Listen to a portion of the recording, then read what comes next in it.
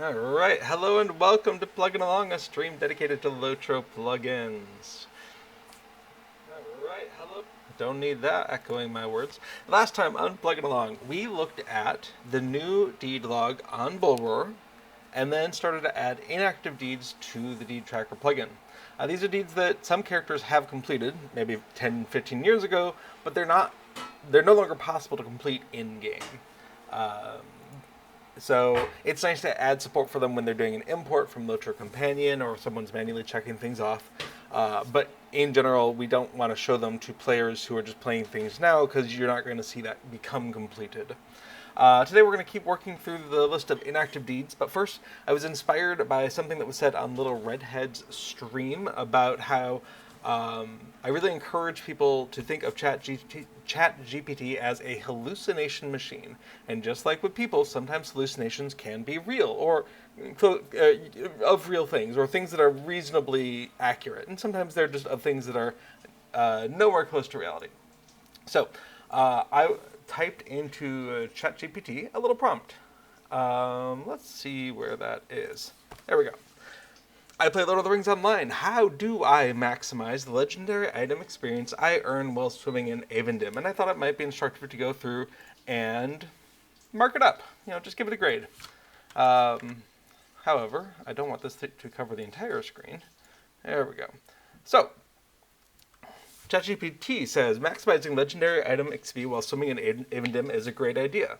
Well, there's our first thing. No, it's not. That's a terrible idea. Don't do that. Well, nope. As the zone has several opportunities for efficient XP farming, here are a few strategies to make the most out of your time. So, it's very confident, right? It doesn't actually say, hey, I don't know a lot about this subject, but here are some thoughts. It's just like, bam, this is 100% definitely going to be true. And that's a problem I have with ChatGPT. It does not have an uncertainty meter. It doesn't say how likely it thinks it is to be an accurate reflection of reality because it can't know. It's not reflecting facts, it's hallucinating, and sometimes those hallucinations are accurate. Ensure that your legendary item is equipped. Number 1, before starting your swimming session, make sure you have a legendary item equipped that you want to level up. Only allies that are equipped will gain experience. No! No! None of that. None of that is true. Criticon says, if you want it to be wrong, you can make it wrong. This is the problem. I don't want it to be wrong. I gave it a prompt that it could easily say, that is not a valid question. But it does not know that is a thing that is true. Right? It's very improv. It's very yes and. Cool, you asked me a question. Here's I'm going to make up some answer that justifies it. And sometimes that answer will be close to reality, and sometimes it will not. And if you do not know how to evaluate the answer, then I don't know how you can trust the answer, because you have to do this line by line. Say, does this make sense? Is this correct? And if you're doing that, I'm not sure. And if you have the capability of doing that, and you're not doing that, you're just asking for problems. And if you don't, and if you do it, then it doesn't feel like a time saver over just doing the work yourself. Kill mobs in Evendim while swimming. Evendim is home to many enemy NPCs, and while swimming, you can still fight underwater creatures like Angmarm, cave trolls, or Mordorith's minions. While killing these enemies, your ally will receive XP based on your kills. I will actually give this like half a point for being technically correct. Evendim is in the level range that if you're level 45 when you get your allies, and then you go defeat mobs in Evendim, I think that will actually add to your ally XP track. Little Redhead thinks no. Why is that? How do you gain ally experience through quests? No, by killing mobs. I don't think mobs give you ally experience. I think you get a tiny sliver every time you defeat a mob. Now, there are no underwater creatures, so you can still fight, and while killing these enemies, your ally, your ally doesn't receive, but you receive XP based on your kills. I will give that a half point. Tillian says, I wonder what mob is underwater. Famously, only one of them, and you only fight it when it's on the surface.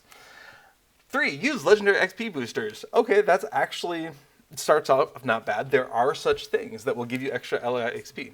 To speed up the leveling process, you can use XP boosters. These include items like the Boon of the Valar, an item which does not exist. The voucher of legendary experience, don't think that exists, or special boosts from events or crafting that increase legendary item experience. I'll give that a half point because you can get items that increase your legendary item experience. Just not those. Be sure to activate any boost before engaging in combat to get the maximum benefits. I'll actually give that a full point, possibly. I don't know if you can drink or use the LI XP boosters while you're in combat. Some things you have to be out of combat for. Tellurian says, if I recall, the boon does exist. I did a brief search online and found nothing called Boon of the Valar, but okay, I will accept that that is possibly a thing that exists. 4, activate special legendary item quests or task items. If you're engaging in any legendary item quests, don't know what that is. There are no legendary item quests that I can think of that are appropriate for Evendim. Or completing tasks in Evendim. The task board in Evendim might reward legendary item experience. That grant legendary items to ensure you're actively working them as you swim and kill enemies. That's a nonsensical sentence. You're not going to be completing tasks while you're swimming and killing enemies, but, you know. The legendary item deed system can help you track these objectives. I don't know what a legendary item deed system is, but it sounds awesome. Q-Kurt says, what? This game is still alive? Crazy. It absolutely is. Come and enjoy the best Lord of the Rings themed MMO that there is. 5, take advantage of loot drops. As you defeat mobs, keep an eye on your drops. Mobs in Evendim can drop relics. Nope, they cannot do that. And you can use these to enhance your LI. Nope, that is not true. Now, half point, it's conceivable that a mob in Evendim could drop a tracery or you could complete a deed and that could give you an enhancement rune. So, but it doesn't know that. It's right by accident. This is a stop clock being right twice a day kind of thing. Upgrading your LI with relics won't directly give you XP. You can't upgrade your LI with relics, but it can make them stronger, allowing you to take on tougher enemies and thus earn more XP overall. That is a technically true thing. The better your LI is, the better you're going to do in Evendim. Technically true. Not relevant to this necessarily, but technically true. Maximize XP by completing skirmishes. Okay, if you want to go beyond swimming, completing skirmishes or quests in Evendim that contribute to legendary item progression is an option. That is a possibly correct sentence. Skirmishes don't really have anything to do with Evendim specifically. I can't think of one that's set there, but okay. However, your focus on swimming and mob-based killing would be the most straightforward for XP farming. Nope. That part's wrong. But the first sentence, I'll give it a half point because the first sentence is not nonsense. Don't forget about daily and weekly challenges. Completing Evendim-specific daily or weekly challenges can also reward you with legendary item XP. What daily or weekly challenges? I can think of none. Jillian asks, is there a skirmish in Evendim? I'll tell you who doesn't know. ChatGPT does not know, but it will confidently tell you that there is, whether there are or not. I don't know what an Evendim-specific daily or weekly challenge is. I'm just going to say no, that's making stuff up there. Bonus tip. If you're really into maximizing XP gain, consider focusing on mobs that are part of the legendary item deeds in Evendim. That sounds amazing. I don't know what that is, because that's not a real thing. But it sounds really cool. As those deeds reward you with substantial legendary item XP once you complete them. Nope. That's all wrong. With these strategies, you should be able to make the most out of your time in Evendim while swimming and leveling up your legendary item efficiently. Now, it's conflating leveling up your legendary item and gaining legendary item experience. That's a fair confusion to have 5 years ago. Well, okay, that's not fair. How long has Tree been out? 3 years ago. But this is the point. It is mashing together plausible things to talk about and has just made a mess of it, right? Like, some of these things are adjacent to the truth, but ChatGPT does not tell you true things. It tells you statistically plausible things, according to its model. And it's just not reliable. And I would encourage anyone who uses ChatGPT to take it as it is. It's a hallucination machine whose results may be adjacent to the truth. Now, there can be uses for such a machine, but asking it like information about the world and expecting that the results will be 100% correct, that is not a good use for this machine. That's not what the machine does.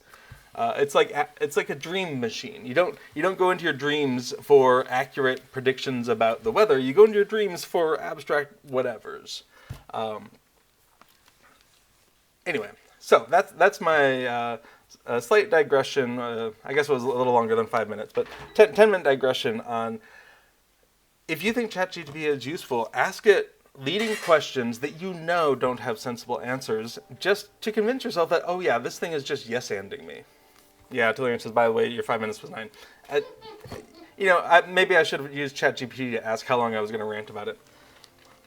Critigon says this, yes, but you used an intentionally absurd prompt in the goal to confuse it. So here's the thing. If you're using ChatGPT as a general all-purpose question box, how do you know if your prompt is meaningful unless you already have enough domain knowledge to be able to evaluate it? Abletop says, at least there is a skirmish camp in Evendim. That is true. I can't remember of any Evendim oriented skirmishes, but yeah, you can go to a skirmish camp. That is fair. But Criticon, how do you know whether a prompt is absurd without being able to evaluate both the question and, to some extent, the answer? But yeah, it is absolutely true that the prompt was absurd. It is also true that ChatGPT could not tell me that it was absurd. And perhaps there are prompts out there where ChatGPT has a little bit more domain knowledge and can say, oh, your question is flawed, so I can't answer it. But I've never, ever seen people share screenshots of that situation. So if you can do it, that's awesome, and I'd be interested in hearing about it. But in general, ChatGPT yes ands. If you ask it a meaningful question, yes and, here's an answer. If you ask it a ridiculous question, yes and. It doesn't know the difference because it's not a fact machine, it's an hallucination machine. And it will answer you with absurd confidence either way. Criticon says, well, anyone that would ask it about swimming in Evendim would have knowledge to know it's absurd. Sure, but ChatGPT doesn't know it's absurd. That's the point. It has no ability to know that is absurd. Or if it does have that ability, it's not using it. And either way, that seems like a bad machine to use to interrogate for facts about the world. If your machine cannot tell the difference between nonsense and sense, it's not a good machine for telling you true things. Ink in chat says, yeah, a good way to test to see if it's trustworthy is to ask it something you have knowledge about. Absolutely. I just encourage you also to realize how much of this is just yes-anding hallucination by asking it something that you know probably doesn't have a good answer and seeing it try desperately to make one anyway. Anyway, if you believe that ChatGPT is a good source of truthful information and these hallucinations are rare, I would encourage you to reconsider that because that's just not what the machine is designed to do or to be. It's like using a car to paint your house. I'm sure it is technically possible and someone somewhere will do it someday, but it's not a good use of the car and it's not a good way to paint your house. You can do it, probably, but use the car for what it's designed for, paint your house with a tool that's designed for painting. You know, you're getting style points, sure, if you manage to paint your house with your car, but you're probably being inefficient at accomplishing the task.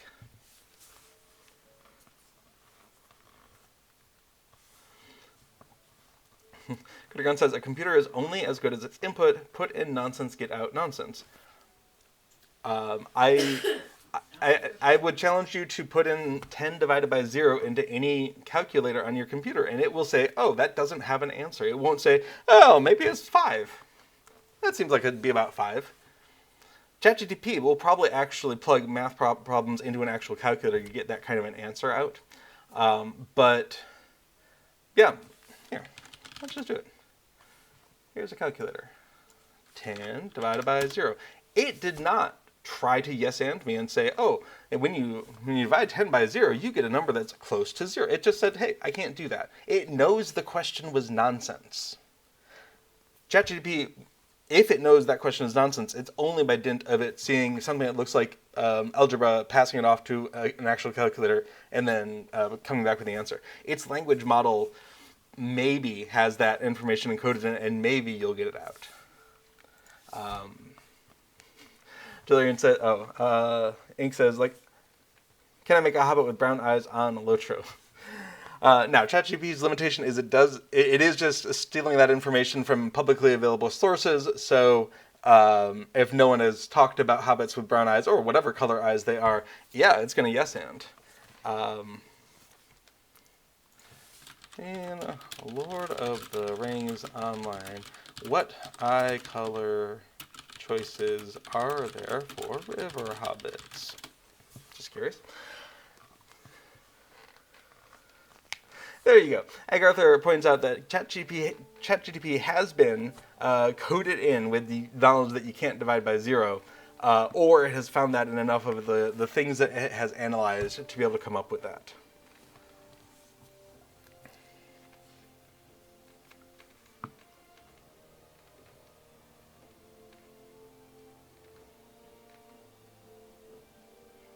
So there you go. It has spit out some information. I actually don't know if this is true or not. I don't have a way to evaluate this short of going into the character creator.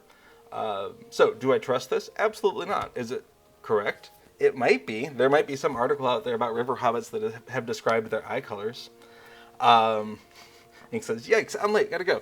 Well, fair enough. I've spent enough time discussing why I think ChatGPT is a hallucination machine, and you should not trust it implicitly, but use it as it was designed to be, not as people want it to be.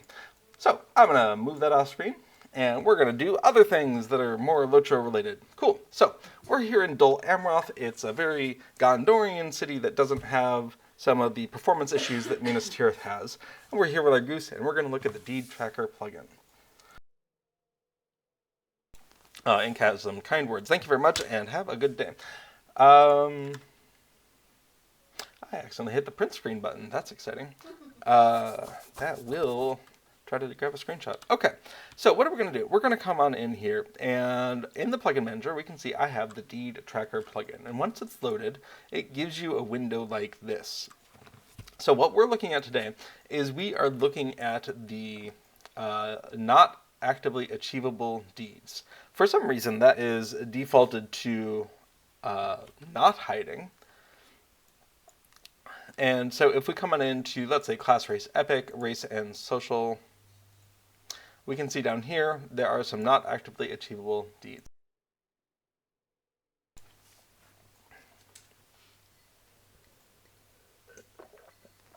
Now, a few of these are technically not actively achievable, or they are actively achievable. You can, to this day, log in and complete the Wary, the Undefeated, the Indomitable, the Unscathed, or the Undying.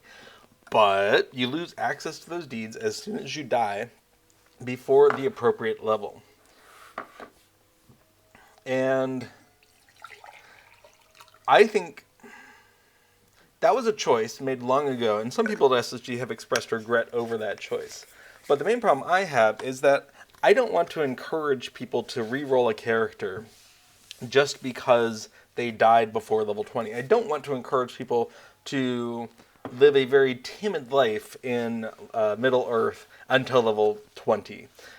And so I felt like slotting these into not actively achievable takes them out of the ranking for total number of deeds completed. It doesn't matter to Deed Tracker if you completed them or not. It'll mark them off if you do complete them. If I come on in here and just say, I completed the Undying. Yay. It knows. It lets me complete them. It shows them. It marks them as completed. And then from then on, even if I'm hiding not actively achievable deeds, it'll still show me those particular not actively achievable deeds. So Deed Tracker knows about them, but it's not going to penalize you if you didn't get them, because I don't want to encourage people to have that mentality of, oh, I died at level 19, I guess I'm going to re-roll, or I guess I'll farm in the Shire until I'm level 20. Both of those feel like the wrong way to go. So I can't fix the fact that the deeds are in the game and work like that, but I can discourage that behavior from a stats perspective in the Deed Tracker. Agartha says, not to beat a dead horse, but I once told ChatGPT everything I say is a lie, including the statement, and it recognized it as the liar's paradox. Nifty. I appreciate how that stopped clock was right at least once a day. Well, at least twice. Depends on if your clock is 12 or 24 hours, I guess.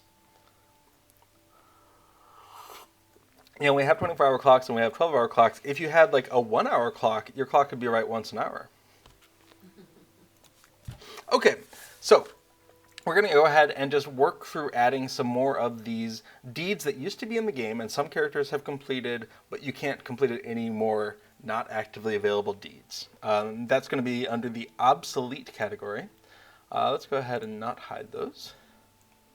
And so we can see obsolete, protagonist, villain, extra. These are duplicates of other deeds that are completable in the game, which is part of why they got left out in the first place. Cool. So that's the goal for the rest of today. That's what we're going to be working on. I've got Visual Studio Code up and running, and it has my to-do file here. These are the IDs we're going to be working through. I don't think we're going to get to all of them today, but we'll give it a shot.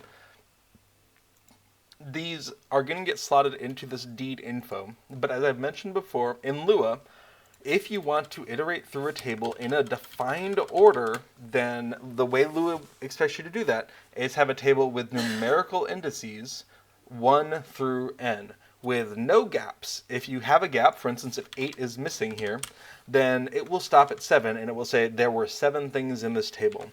Because it's just going through, is there a 1, is there a 2, is there a 3, 4, 5, 6, 7. Under the covers, it might be doing something slightly more intelligent, but conceptually we can view it like that. So as soon as it finds any holes, it stops. And so you need these numbers to be sequential and contiguous. So there are 49 entries here. We know that because we went from 1 to 49. And if you stick a deed in the middle here, you'll need to update every one of these indices or else run into problems. So I do the worst thing possible. I use Excel. And if you are a frequent viewer of the stream, you will know, well, that's what I was leading up to. So we're going to go into Cube Plugins, and in here we have source files, and we're going to be using these spreadsheets to generate the Lua code, because the spreadsheet will automatically be able to update these IDs for us. I don't think this is a good idea. It's what I got, and I very much sometimes fall into that problem. If your tool is a spreadsheet, everything starts to look like data kind of thing, right? And if your tool is a hammer, everything looks like a nail. And so, here's what it is. If anyone has any better ideas for how to generate the Lua code for entries in a table than using Excel, I'd be delighted to hear it. But so let's come on in. And the other thing I'm going to want is I'm going to want to pull up the LOTRO companion data export. Let me grab that open here. LOTRO data, lore, and deeds. And we're going to use the English version of that file. Okay, so what we're going to do is we're going to find the entry, and that's going to give us some information. Among other things, it's going to give us a category. And we want to use that category to inform what we are doing. So we're going to come into here, and we're going to come into deed category. And we can see that category 9 equates to class, a very common one for these. I apologize. I had a flu-like thing a couple of weeks ago. My goodness, almost 4 weeks ago? 1, 2, 3, 3 weeks ago. And I have a persistent cough after the flu that the internet tells me will last somewhere between 1 and 8 weeks. So fingers crossed it's the lower end of that. So I'm attempting to mute it whenever I need to cough, but my apologies if I blow out your eardrums with it. Okay, so we are going into class with this deed. Okay, so for ease of maintenance, because spreadsheets with a large number of tabs are difficult to work with, each one of the in-game tabs here has its own spreadsheet. So we're going to come into class race epic, and we're going to go on into class deeds. Okay, so if this already has a not actively available section, and let me go ahead and move that out from underneath my face. You know what, we do not need the save index anymore. That is long ago.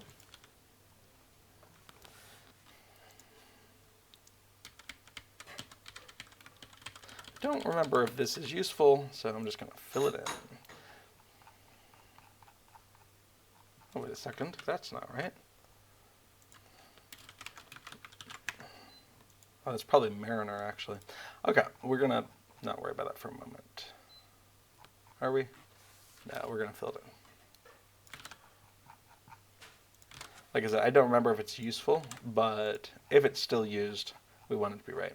Okay, coming on down here, there's so many of these. Oh no, we do not have a not actively available section yet. So we're going to be adding that in, but that also means we're going to add a little bit to the code generation section of the spreadsheet. That's going to be pretty straightforward, I hope, because we've already done this in the race and social section,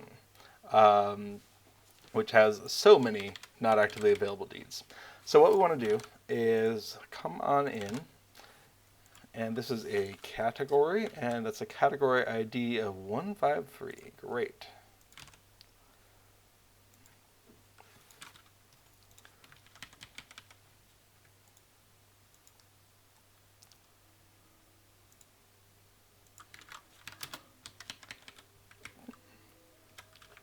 Okay, so we have the section, but we're going to need a little bit more than that. So, cool.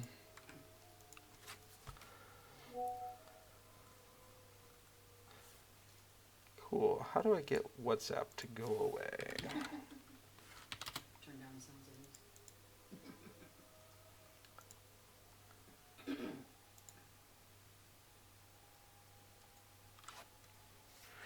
How do I say don't be in the background?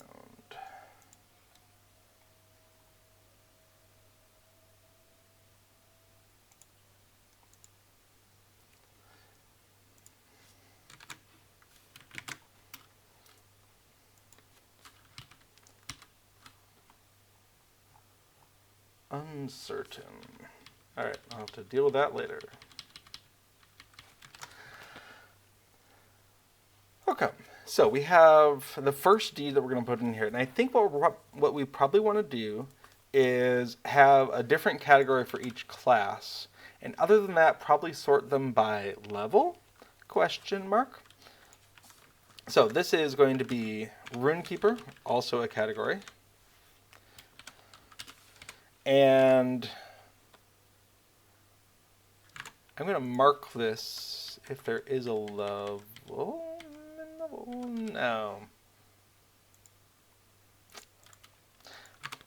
Okay, so this is going to be Master of Connotations.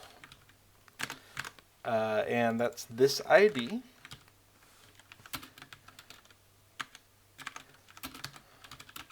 And for now, I want to put the level in here.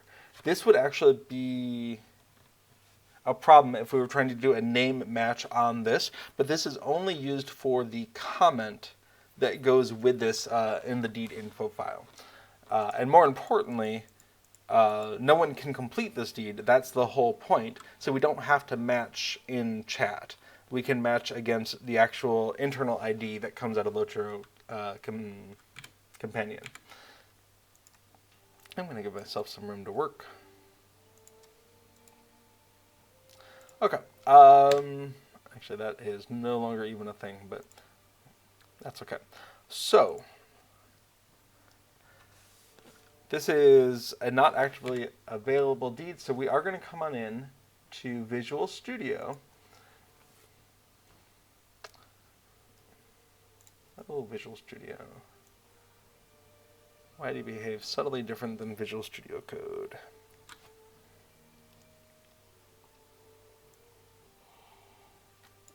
And this is what we were doing some of last time as well. If you have any questions about what I'm doing in Visual Studio Code, feel free to pop up in chat. But essentially, there's some hard-coded information in a preprocessor that I run that knows to ignore certain deeds or whatnot. So we're going to come on in here with this deed ID. Yep. And we're going to say, okay, we're moving it from this structure, which is the IDs to ignore structure, and instead bringing it over here, which is going to change from just a entry into a dictionary entry. So the number 2 is the obsolete. It would have been better probably to use an enum, but we're not there right now. Okay. Is there a class master of connotation.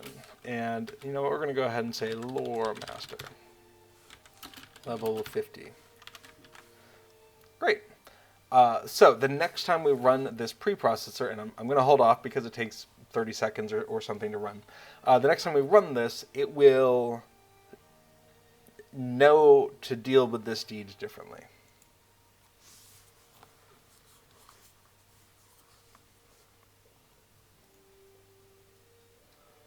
Julian says, I heard about the double deeds for some of the stage deeds. If I recall, there are in fact, two deeds, one for participating in the role and one for buying it with Yule tokens.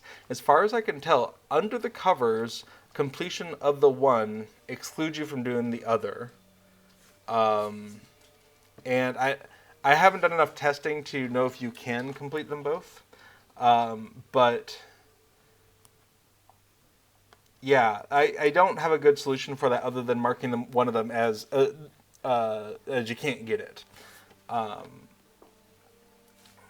But that would be a thing that one could do, is using LOTRO Companion, you can do a scan right before and right after you do that and see, okay, what number did I just complete? And then on a different character, complete it via the stage instead of via the writ that you purchase with Yule tokens. And see if under the covers now, if you can still complete two different versions of the deed.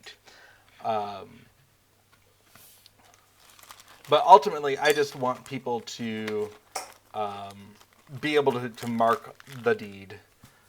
So if this is incorrect, next we'll circle back around and we'll think of a better solution. But for right now, we'll just get both of them into the deed tracker, and that'll be a step further than we were. Okay, so this is a class deed, I think. Yep, class, and I think that's all we'll need. So what we want to do is bring down the not actively available code, because we can see it's not in use yet. So we're going to come over here and take a look at that.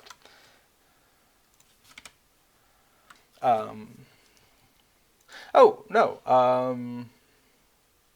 We don't need to do anything in here because the preprocessor is currently taking care of it. I think. We'll go ahead and do a test of this then.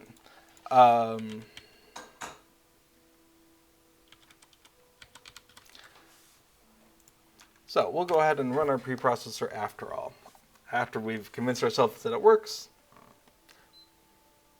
Wait a second. I didn't actually bring this list in. That will cause problems. Okay, so we're going to bring in the 482 items into our deed info document. And this is going into class race epic.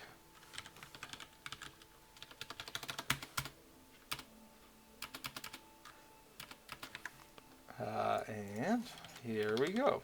So hopefully we'll have like 480, 479 of these. Yep. So put the new ones in.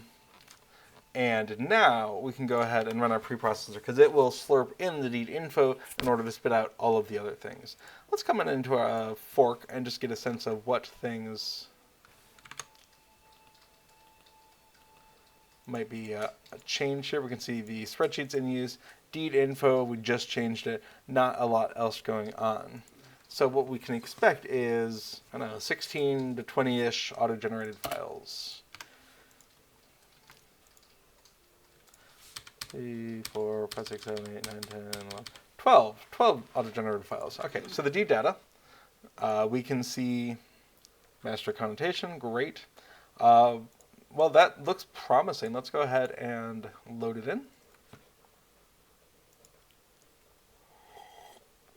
Attempt to index. Okay, something went wrong. And this is why we test.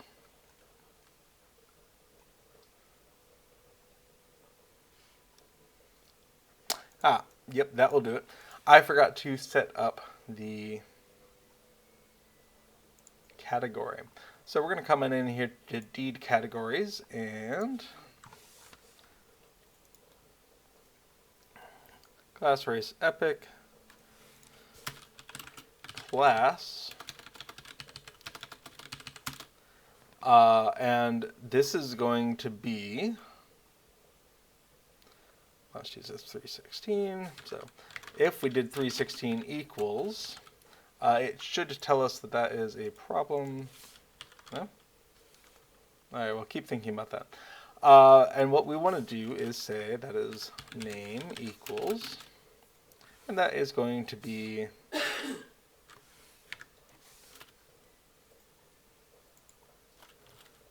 what did I say? Rune-keeper.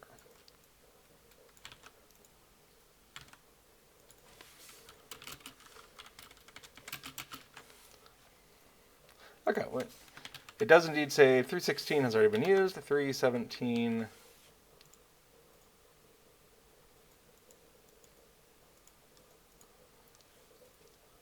Well, it's a large file. It's got to think about it. Processing file symbols. There we go. So, we'll make a note that the next one to use is going to be 318. Awesome. So, now that we know that that is 316, nope, 317, we can come in and put that into the actual category ID. Great.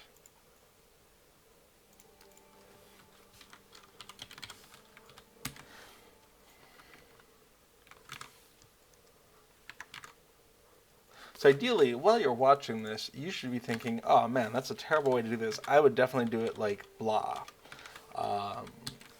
Nothing like watching a bad process to get your mind churning for how would I improve this process.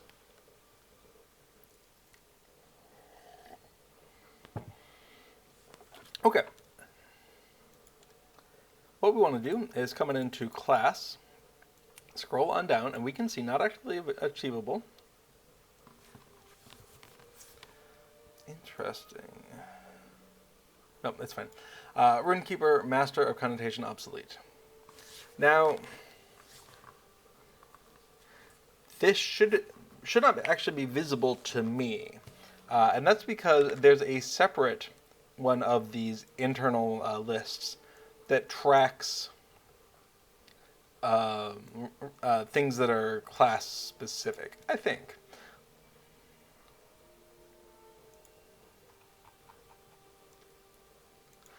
Let's see.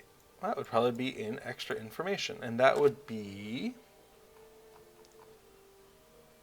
class, race, vocation. Fantastic.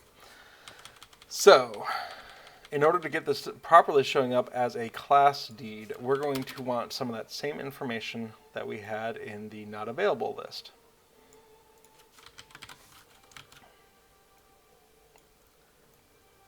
We're probably going to be doing this a couple of times here. So we're going to do a split view where below is the not available list and above is the class race epic. No, sorry, the class race vocation list.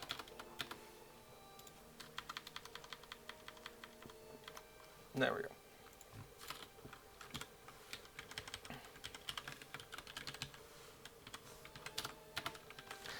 And then there's also a subtype here. And this is where we tell it what it is. This used to be in the spreadsheet, and that caused different problems, which is why we're here. And yet. Okay, so we just need to know what is the subtype. The subtype for a lore master is number 185. And again, this would be very nice to replace with enumerations, perhaps. Oh, WhatsApp. Why are you still doing things?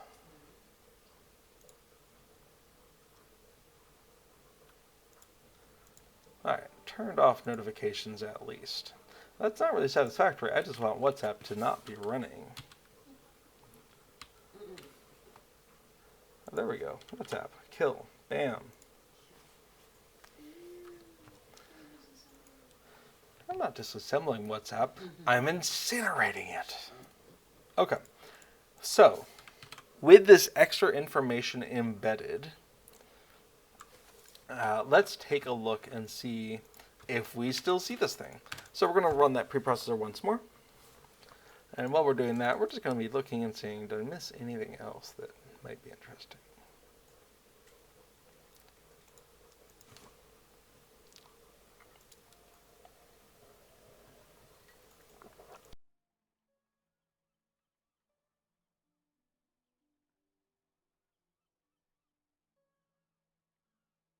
Okay. Coming on in to deed tracker. Cool. So the deed itself is hidden. It might be nice if we could hide the category as well. I don't know if that is a thing. But I'll tuck that into the to-do file as a, is this something we can do? So, to-do. Can we hide the class-specific categories under CRE class?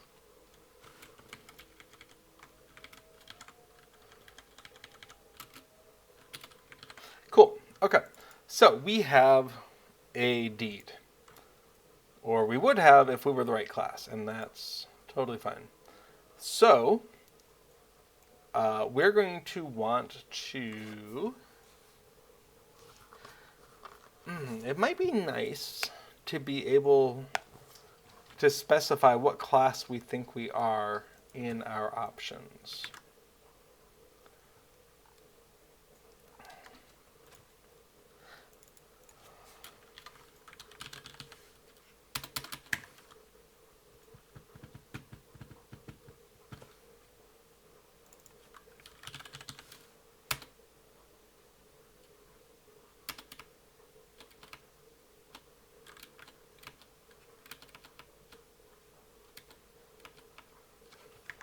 Okay, we have a get class.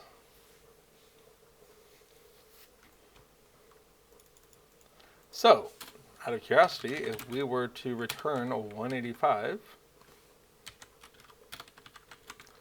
does it think we are a lore master? Hey! Oh, sorry. Wait. I said a Rune-keeper. That doesn't seem like something I... it does say Rune-keeper. Okay.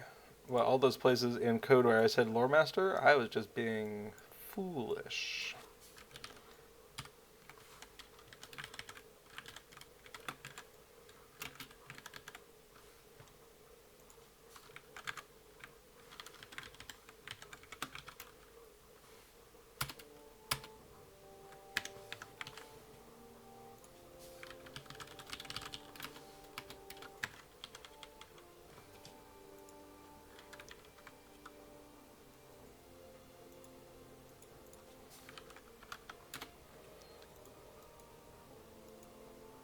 All right, because I removed it from there, put it to here, great.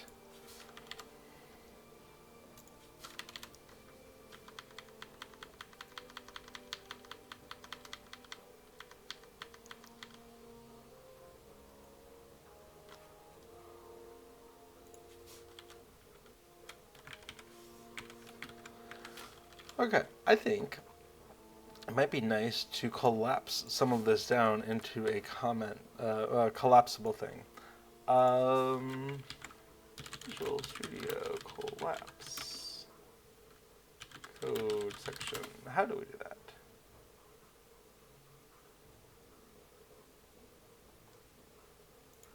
Add a collapse.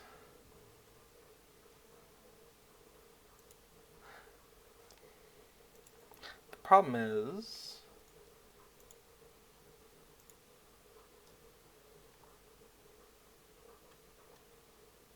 I don't want to collapse an outline. I used to be able to do this.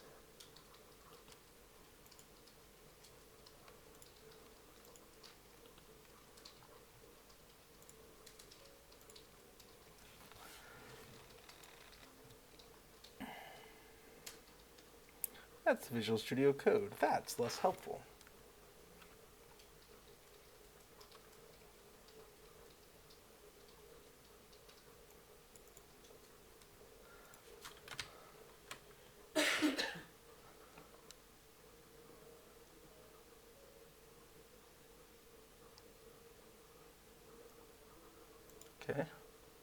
good. There's a way to hide selection. Phew. All right, well, we're going to do that. I don't know how to undo it, but that's a problem for later. So we're going to come on in here, and we are going to go ahead and say outlining hide selection. And we're going to come on in here.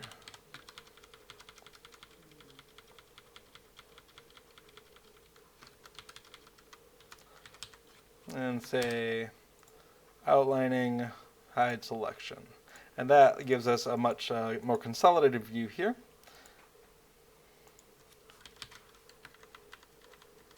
And you know what? We'll do the same down here. Outlining hide selection. Okay. That should make it a little bit easier to move around this file for now.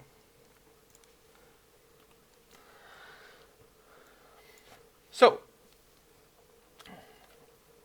we have a poor man's version of testing what controlling what class we are.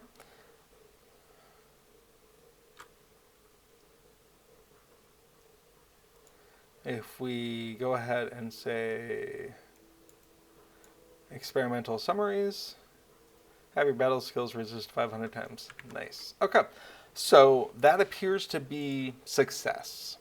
And what we would like to do is have more successes. So let's go on to the next one and see what that gives us. All right, this is also a Rune-keeper deed, which makes sense. So we're going to go ahead and take a look at the level. The level is 30. So what I would like to do is slot it in. So these are at least level related, or in level order, as much as possible. So level 50.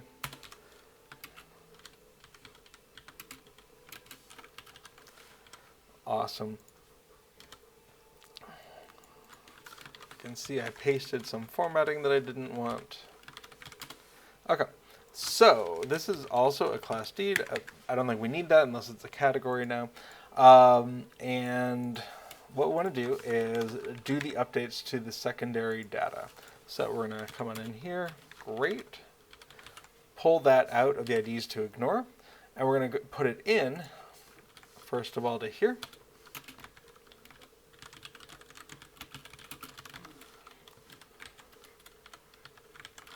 And that is a obsolete. We're going to come on in here and mark it as class. And we're going to come on in here and mark it as 185. Cool. So one more time with the preprocessor, just to make sure that we've worked out the kinks in this process. And then I'm guessing there's a lot of class deeds that we're going to be adding in. Okay, so we're going to come back into the deed info. And what did I select? 480. Great. So let's go ahead and run that preprocessor. Possibly a post-processor, given what we're doing.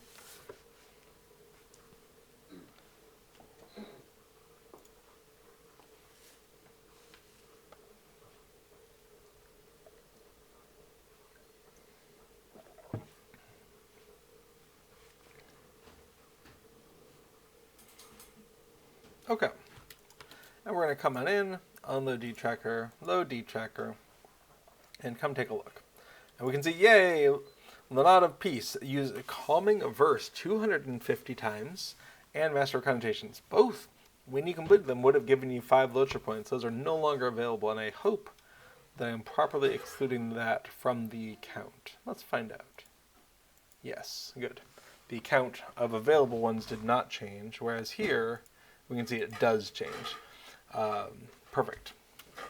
So, we've kind of sorted out how to do these class deeds. Awesome. So we're going to come back in to our to-do file, make sure that's the one we just did. It is. And go away. Okay, so that's my objective is I'm going to bounce through these. Anything that is not a class deed, I'm going to push back to later. I'd like to do all of the class deeds in one go if I can. So that being said, let's come on into our data file. and say Master of Tragedy is a class need for Rune-keeper level 50. Great. I mean, not great for the tragedy, but Master of Connotation, this is, we're just going to do alphabetical after this for in English, I guess. Doing by deed number, well, it works out the same way, so I don't have to think about it too hard. Okay, so we're going to go ahead and do that. Level 50. I said the not piece was 50. It's actually 30. What did I say in code? 30, 30, and 30. Okay. Got to pay attention to that. So, this is number 9155. We're going to come on in here and expect to find it over here. We did. We're going to move it over here and do the transforms necessary. If I were doing this more than like once ever, I might consider a very different process. But if you can save 10 seconds per entry, but it takes you 2 hours to write it, you got to do it. You got to have a lot of entries. Okay, so this one comes up here. We're going to put class. This one comes up here. We're going to have 185. Cool. Now, I've been deleting things. Let's, instead of deleting, let's go ahead and mark them so we know what's up. Class race epic, class Rune-keeper. Dillian says, isn't there a required class tag in the deeds? Would that help? So there is a type class and there is a required class. So it is true that if I rewrote the or adjusted the preprocessor, we could take advantage of that and probably get rid of the need to specify. This was born well before I had realized LOTRO Companion was out there or was using the data files as a source of information. So I've been slowly slotting that information in. It's a great question. Thanks for calling that out. LC data files have type class required class equals. So can we get rid of both? So what I would do in a case like this is I would make sure everything is correct as I can make it in the current system, you know, kind of take a snapshot there, and then switch the processor code to stop using these statically defined lists, but instead just look at the data, regenerate everything, and make sure that the only things that changed were things getting corrected because I had done them incorrectly manually. Or that things are now incorrect because the data files have some sort of a problem with them. And this is actually a thing. Like, the data files are not perfect, and sometimes there are mistakes in there that we, you know, have to correct or work around. So, but great point, Lyrian. So can we get rid of both? CRV list and subtype list in the pre-processor. It's really more of a post-processor. Cool, great question. Telerian points out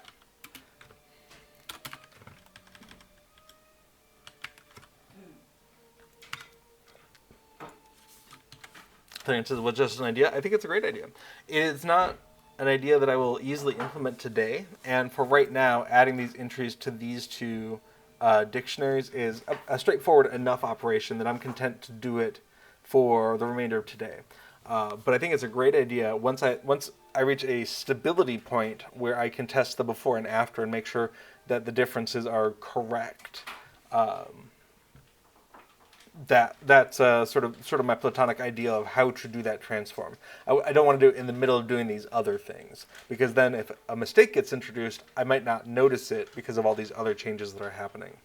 But I think it's a great idea. That's why it's going into the to-do list, and it'll just be one more way of reducing all of this complexity. Love it. Okay, so I'm not ignoring your idea. I'm just not implementing it today. Cool. That is these. Now, what I want to do is actually... Delaney says, I might have read some of the data files myself and pondered what advantages I can get from those. Yeah. We can get inspiration in all sorts of places. So this is 9153, and that's going to be this. This is 9154, and not surprisingly, 9155. Great. I want these here because before I delete them from the to-do list, I do want to double check after we do the preprocessor. We don't have to do the preprocessor every time, that the things that I think should be in there are in there. So we're going to move on to the next one. Nope. Okay, so this is Frostburn. This is also Rune-keeper. This is a level 20. So it's going to get inserted in here. Name, Frostburn.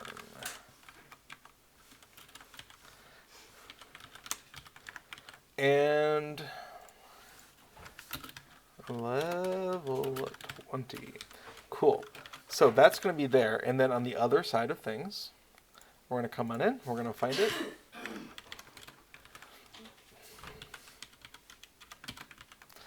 And we're going to put it in its proper position.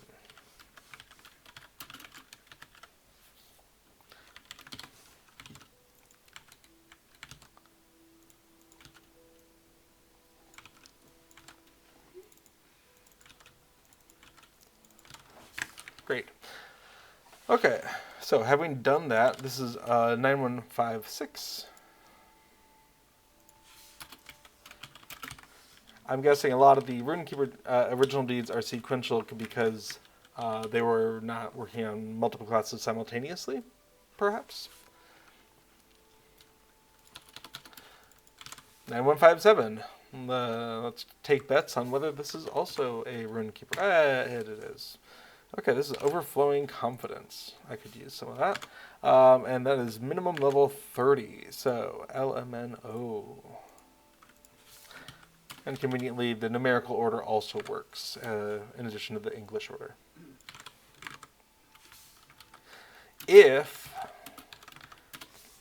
When deeds are requirements for other deeds, when there's a hierarchy to them, then there's a natural ordering that you can follow within the deed itself, where it lists the requirements, and you can just follow that in the order. But one of the natures of these deeds is that they're no longer a part of those meta deeds, those class deeds that say complete these 3 things at this level. And because it's been cast adrift, I don't have that information. Maybe I could find it online in some old archive, but for now, I don't know what order these would have been for that level in the original deed. So I'm just going to go with numerical order, where there's a doubt. Okay, so we're going with Overflowing Confidence.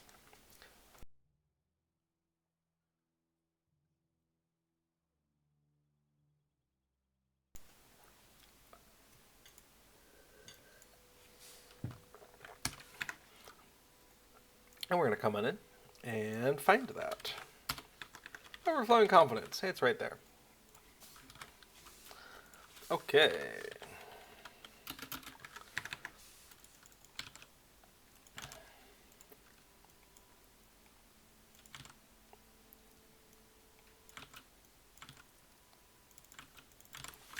Cool.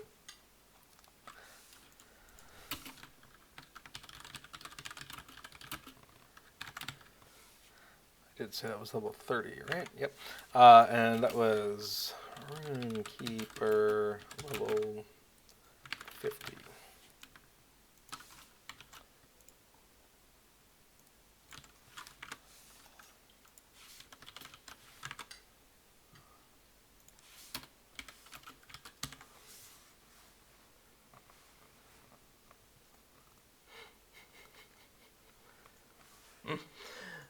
Tiverton thinks that, or says that they tried a different MMO that says we don't want you to use add-ons and plugins, and LOTRO. LOTRO has a bit of a, I don't love-hate, so too strong.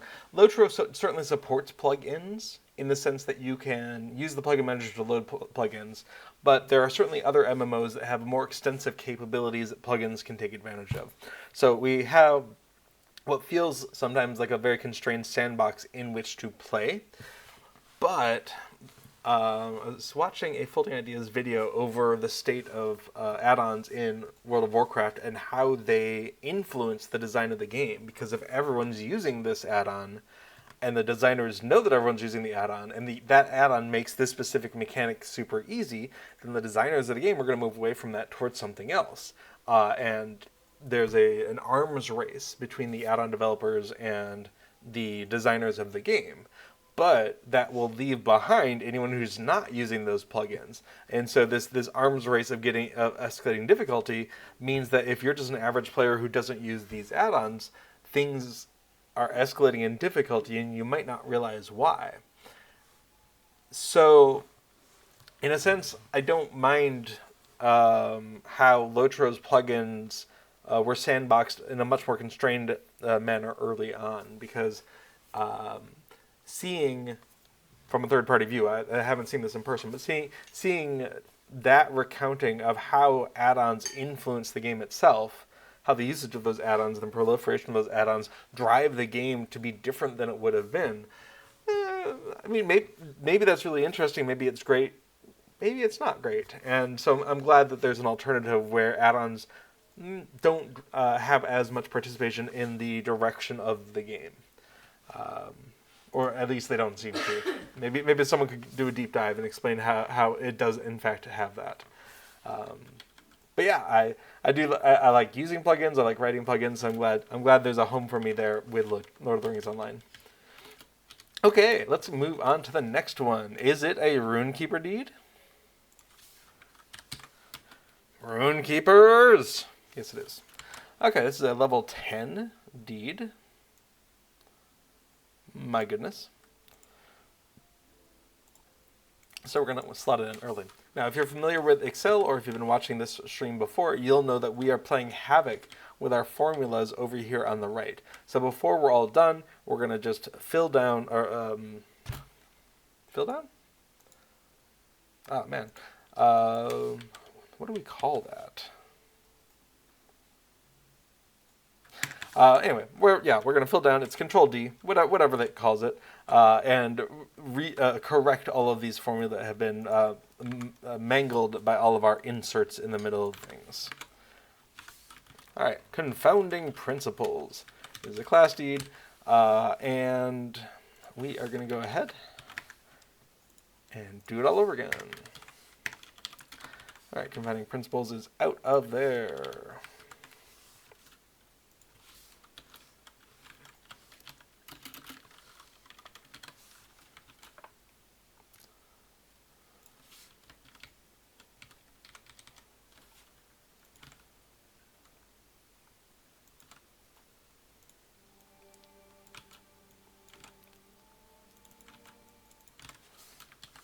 Gotta say that pennant is a little distracting. Come on over here, Goose. Okay. So that is that. I did forget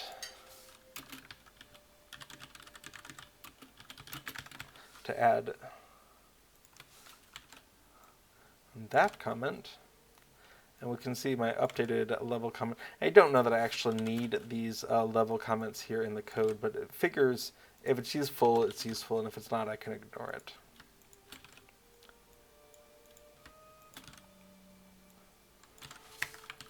Okay. That is that. Coming back in here. Oh, I do need the comment fresh in my clipboard. There we go. So, the next one in the sequence, I would bet money it's Rune-keeper. It would feel like all of the Rune-keeper deeds got versioned at some point or adapted. So if anyone played Rune-keeper back in the day and understands what happened here, I am a little curious. It feels like they had a set of deeds and they were like, oh, that doesn't work so well. So they put those to pasture and created a new set. But if I search for one out of subtlety, I suspect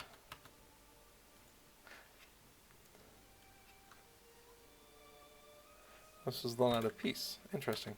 Some of these might have the same named deed, but the objectives are somewhat different. So I'm not sure how that works.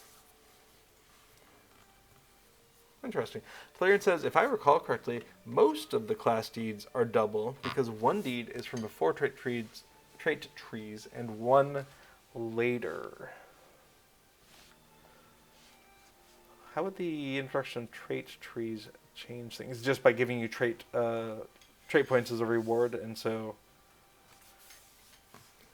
I suppose that's fair. This has a reward of LOTRO points, but it doesn't have a reward of anything else. But the other deeds wouldn't have it either. They were able to just remove that reward from the deeds. If I come into class and I look at Tier 1, I think this is the same deed under the covers, this meta deed.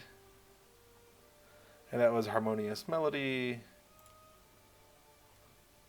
And this one, yeah, this one wouldn't have changed at all. So maybe the Tier 1 should, or maybe they just nixed the reward from it. I don't know. Interesting theory, though, to learn. Okay. So, we are unsure of which one we're looking at. 159. Okay.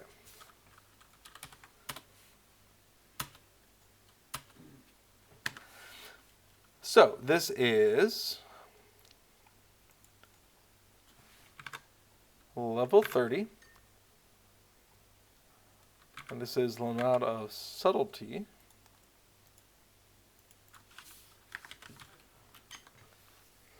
So I am breaking with the numerical thing finally. I'm grouping these together. It says the deeds before gave you a new skill. For instance, the hunter tracking led to being able to track invisible creatures. Interesting. Okay. Neat. Okay. So that could be a solution. Or let's say a trait you could equip at the NPC minstrels. Okay. Yeah, my experience with the game was for a few months back in year 1 or something, 2007, and I only got to the North Downs. I definitely remember running in the North Downs and struggling against things like the Aurochs there, and then life pulled me away, and I just didn't get back to it. So I would not have necessarily have completed any of these deeds if they existed. And I definitely wouldn't remember. I think I might have a screenshot from back then. Alright. I'm going to let myself get distracted temporarily.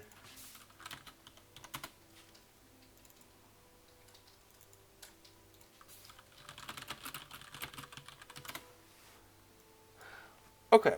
So this is whatever it was I just said. This was Lanad of Subtlety. And if I'm mispronouncing Lanad, my apologies.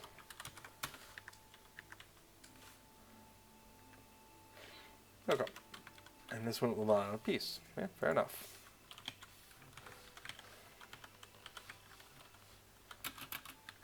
And we said this was a level 30.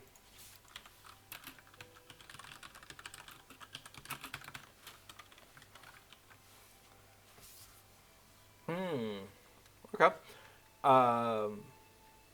Florian says, and I suspect letting the old deeds exist to be mitigated when those old characters should log in nowadays. Those class deeds tier 1 to 8 did not exist. Well, they don't have a lot of reason to exist anymore because the trait point rewards from them are allocated differently. So I guess I'm in the middle of a different shift and I get to see it from the inside.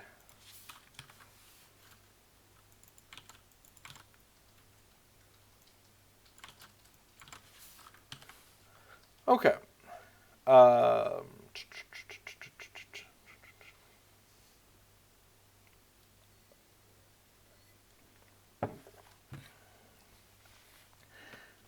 Having done that, William says, but they still award LP, if I recall. The class D, the base class D does, yes, like Dauntless, Disciple of Song. These give 5 LOTRO points each in general. Exemplar of Song did give me a title. That's a minstrel specific thing. But these in general give 5 LOTRO points. These used to give the class trait point, and now nothing.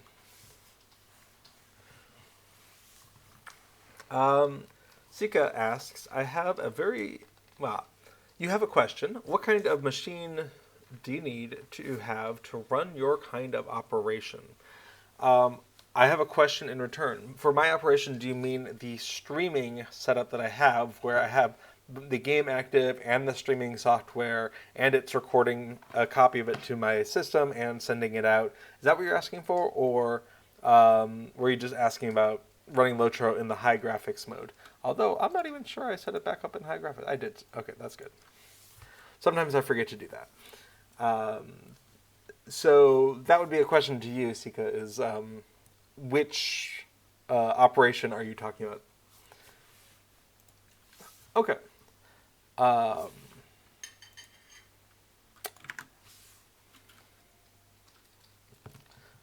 the multitasking you're currently doing.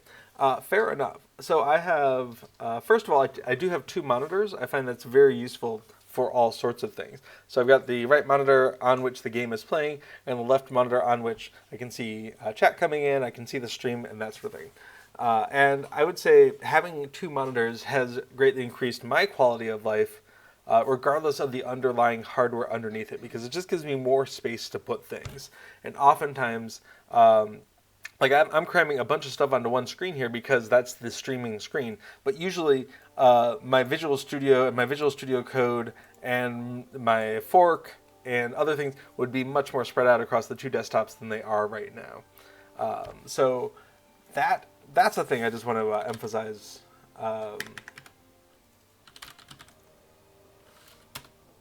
Beyond that, that's not what I wanted. Still not what I wanted.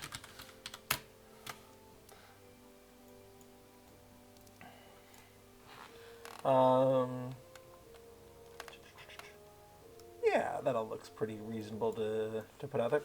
Beyond that, this is a Microsoft Windows operating system that I'm running on because it is a path of least resistance.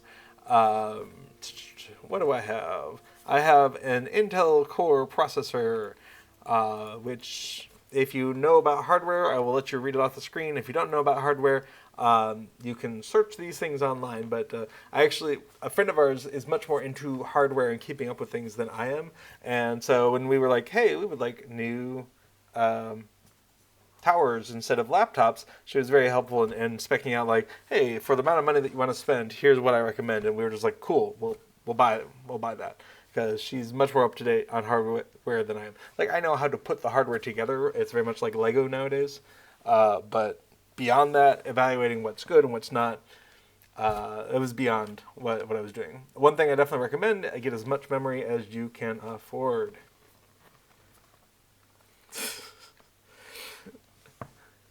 Julian says, it's just LOTRO and streaming software and text editor and some browser. Running 80 tabs of Firefox is more stressful for the system. I am recording the stream onto a separate drive that I'm running LOTRO from. I have an external spinner drive, which is large capacity, and it's fast enough drive that I can just record the video straight to there. And that way I can upload it later to YouTube or whatever. So I don't know if the system would appreciate it if I was doing everything on the same drive. I don't know how much it matters. Sika says the 12600K is the greatest CPU Intel have released in value / performance-wise, solid as a rock. Awesome. I'll let my friend know that she rocked out on that one. What else do we have? Yeah, so 32 gigs. I wish I had more, but it was certainly a compromise on cost versus what do I actually need. But I feel like you can never go wrong having too much of that. Does the video card even in here? That's weird.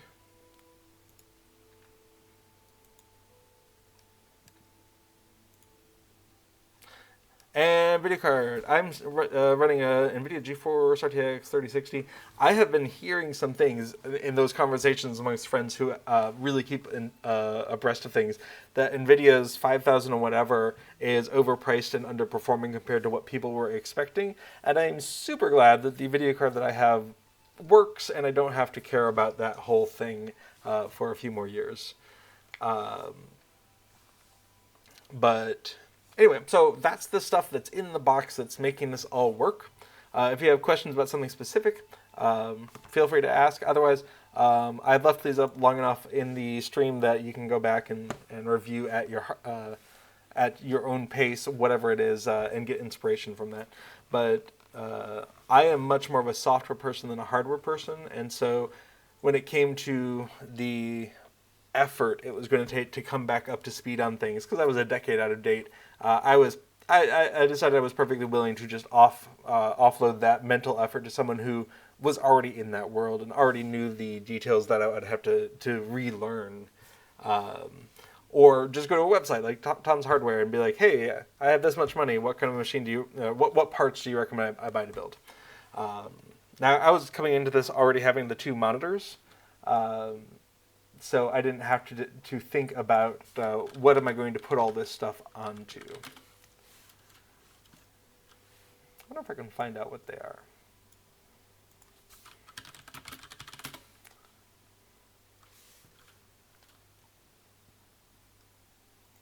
I think it says, and NVIDIA card without that stupid power connector. I'm so far behind of things, I don't actually know which one you mean, but I could believe that modern power GPUs are just drawing insane amounts of power.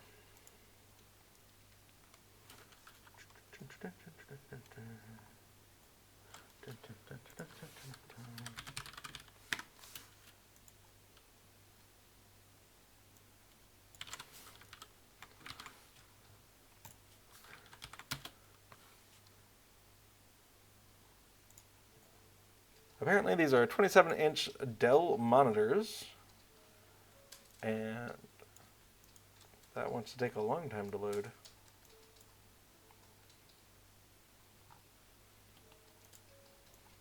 All right. Well, for the curious, these are E2720H, probably, 27-inch monitors that sit right in front of me, and they seem fine. They do 1920 by 1080. I have heard from lots of people who have gone up to higher resolutions like 4K who really love it, and that seems great. But these things are sitting an arm's length in front of my face generously if I'm not leaning forward. They do not need to be super high resolution for me to see a lot of detail. I could imagine a setup where I was sitting further back and I would appreciate a lot more pixels. Sika says 4K is great, but it needs to be scaled down in desktop use. Yeah, I try not to be a curmudgeon when it comes to technology. I recognize that as I grow older, things are going to be targeted less towards me. But I don't actually know what the use case is for 4K and how it would benefit me to pay money to upgrade to it. I guess if someone was like, here are 27-inch monitors, identical to yours in every way, except they are 4K instead of your resolution, I guess I wouldn't say no necessarily, but I don't know what the benefits would be to me. And yeah, that's part of me just gradually getting out of touch with technology. Reminds me of a quote, but I don't want to misquote it. Maybe it's Asimov?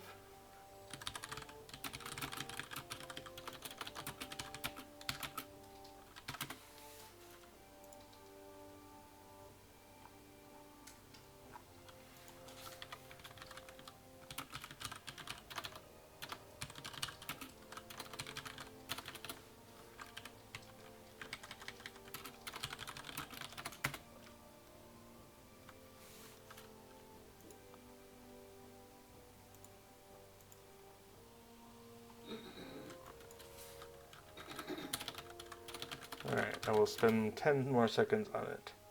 Douglas Adams, of course, the other important A.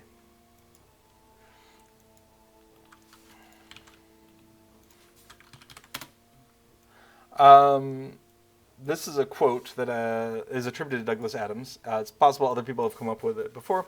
Douglas Adams, I've come up with a set of rules that describes our reactions to technologies. Anything that is in the world when you're born is normal and ordinary and is just a natural part of the way the world works. Anything that's invented between when you're 15 and 35 is new and exciting and revolutionary, and you can probably get a career in it. Anything invented after you're 35 is against the natural order of things. And I don't know that I fall strictly into that, but I do know the obsession with the tech industry over VR helmets and generative AI and Bitcoin and NFTs all have left me feeling like these are not things that are targeted with me in mind. These are not things that will enhance my life. And I could be wrong about some of those.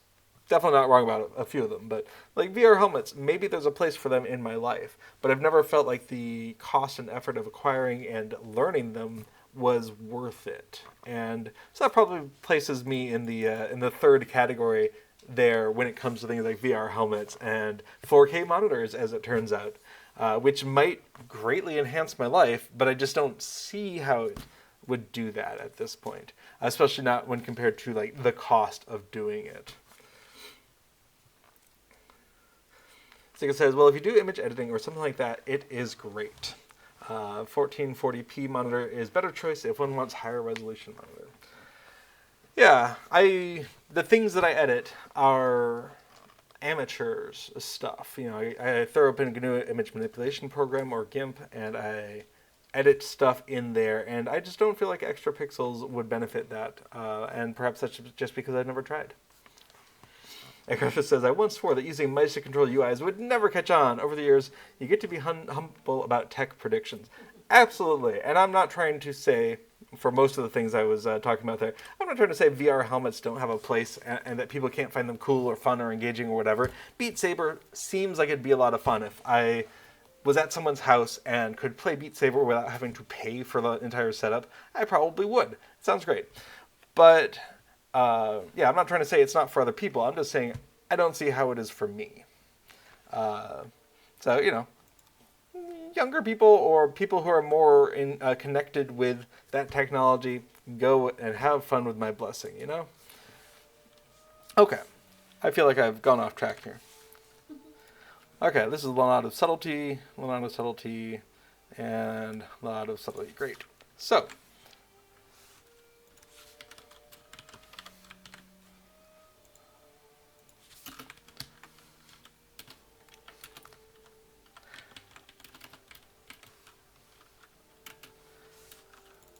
this is the next one in the number, so almost certainly a Rune-keeper.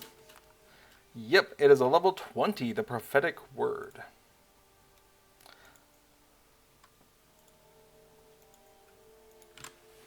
And whether it's a T or a P, it's going to go after F.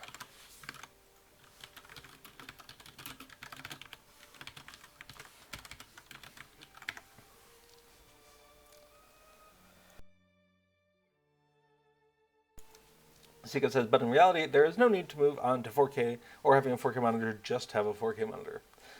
K Fizzle says, 4K OLED 32-inch monitor is about as good as it gets. I play MMOs on it, and LOTRO would look great with the unlimited contrast. Sika says, sure, but the LOTRO UI is not nice in 4K. Sika is not alone in expressing hope that SSG will swiftly come out with full support for 4K in a way that doesn't shrink the UI elements down a lot. And if you have watched any of the streams by the actual SSG employees, you'll know that it is on their mind that people want it, and they also want it. And so I would hope that the new deed log that we saw on Bullroarer, which you can see me going over in last week's stream if you're curious about that, I would hope that, while I don't appreciate the aesthetics that they're going for, that it is part of a new system of doing windowing within the game that does support higher resolutions. I would hope that they were designing that with that in mind. I don't know, but I have hope that they're doing forward thinking as they do new design on user interface elements. We'll see. All right, so we have the prophetic word here. We're going to go and fix it up in the post processor. Prophetic word, it's right there. Let's bring it on over.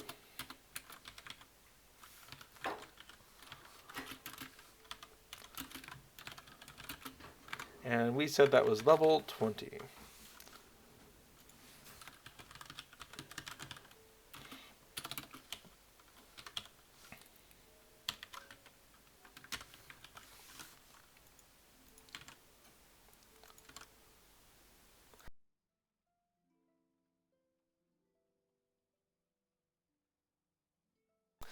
Okay, just fixing up class and subtype. All right, there we go. One more. Thank you.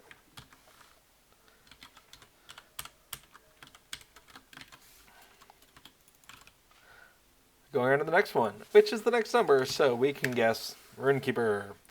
And it's entirely possible that eventually all of those old deeds will be there. It's possible that this comes from a person who did Rune-keeper extensively and has completed all the deeds, and so they're all going to get in there. And it's possible all of these should be, instead of just ignoring IDs for old deeds, maybe they should all be in there and marked up somehow so that you just don't ever see them. You do see them now if you look at not accessible deed, or not actually achievable deeds, or whatever I called it. You'll see them there, but it almost feels like there should be a second check mark for obsolete deeds or something. Okay, so this is Tale of Rage. We can see it's a level 1. My goodness. Level 1 probably requires novice, but that's okay. Confounding Principles, on the other hand, I forgot to record the level of. So let's come grab that. Minimum level 10. Okay, so we're going to slot in this one.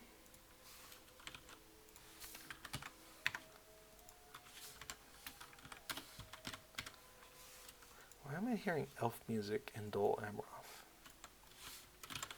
I mean, besides the fact that it's named after an elf. Okay, Tale of Rage, level 1. And we're going to come on in and see if we can't find it. It's right there.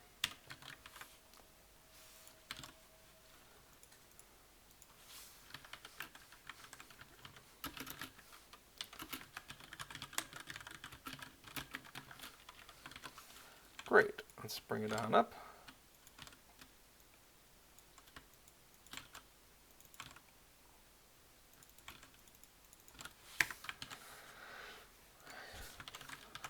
And to move it on.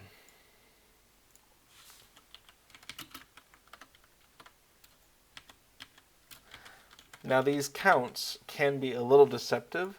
Well, I tried to eliminate duplicate reports from the same person when I was doing this. It's entirely possible that it crept in, and so these 3 times could have been a single person reporting it 3 times that just snuck past my filter.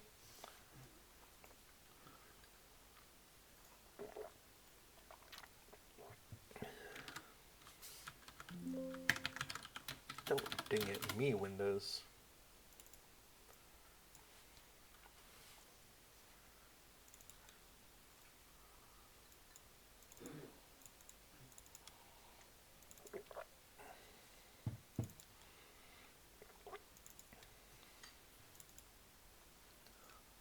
Aha!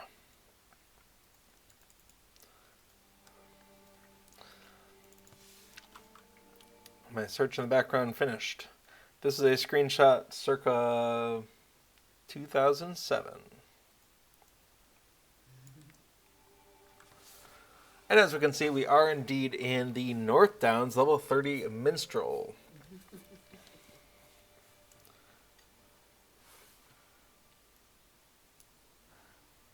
Make that slightly smaller so it's not covered up my face. The quest tracker on the right, not a fan of how that looks. So I'm glad that's been changed. I was probably running on pretty low graphics quality because I was running on an older laptop at the time. And we can see I had 3 chat channels: General, OC, and IMs. So I guess I hadn't been playing around with those too much. I don't think I was in a kinship. I was just running around on my own, attempting to emulate my World of Warcraft experience, but in Lord of the Rings Online. Given that that's my only screenshot from 2007 that I can find, it's entirely possible I hit the button by accident while I was in combat. No, I'm not in combat. Okay, the Dance Hunter is not attacking me. So, in between combat, though I certainly seem to have just ended a combat, given given some of my status effects there. So yeah, that was the game as running on a not so great laptop in 2007. I would say I like the UI better now.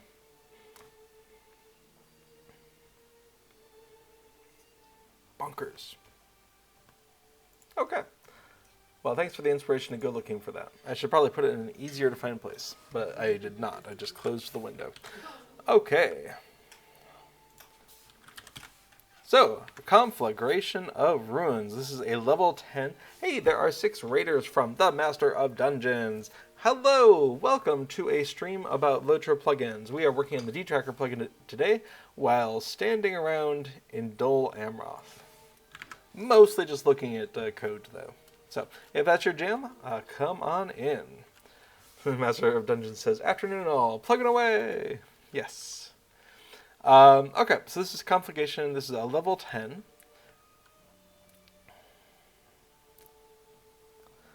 And alphabetically, it would probably go before Confounding Principles. Problem is, this does not work so much in other languages. But you gotta choose an order, and so this is what I'm doing. So, we're going to go ahead and update the post processor. Conflagration of Runes. And we're going to bring that on over. Fix it up. Indicate that it's obsolete. Rune-keeper, level 10. And bring that on in to say it is a class deed. And that it is a Rune-keeper class deed. Okay. So, we have done a few of these. What I would like to do is go ahead and run that post processor, make sure we're seeing the results that we want to see.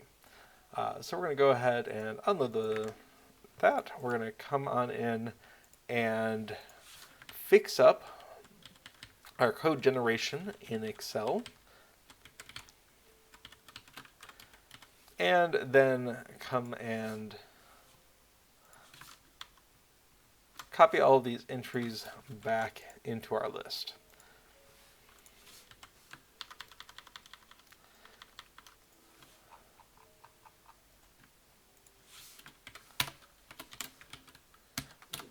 Okay, so we have done that. So we can go ahead and run that post processor. And while it runs, I'm going to take a drink.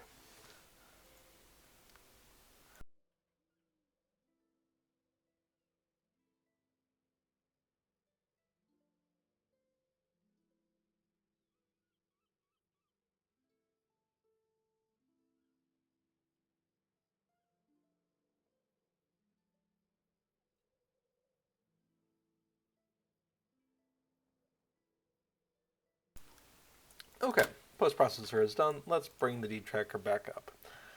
We are in class, and so what we're hoping to see is these things in the same order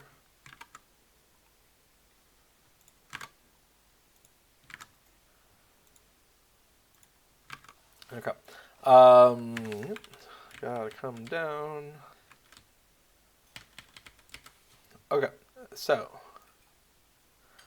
Tale of Rage, Conflagration of Ruins, Confounding Principles, Frostburn, the Prophetic Word, the Knot of Peace, the Knot of Subtlety, Overflowing Confidence, Master of Connotation, Master of Tragedy.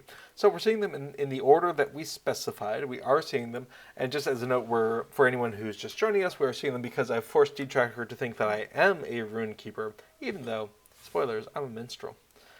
Oh, Interesting. Okay, so Leonardo subtlety looks like you have to use call me verse 350 times. Presumably, that's why Leonardo piece and subtlety are linked. Jason, or perhaps Jason, asks, is there a way to auto-check what deeds you have already completed? There is absolutely a way to do it, but you must use if you do it the official way, you have to use a third-party program called LOTRO Companion. Let me go ahead and pull that up.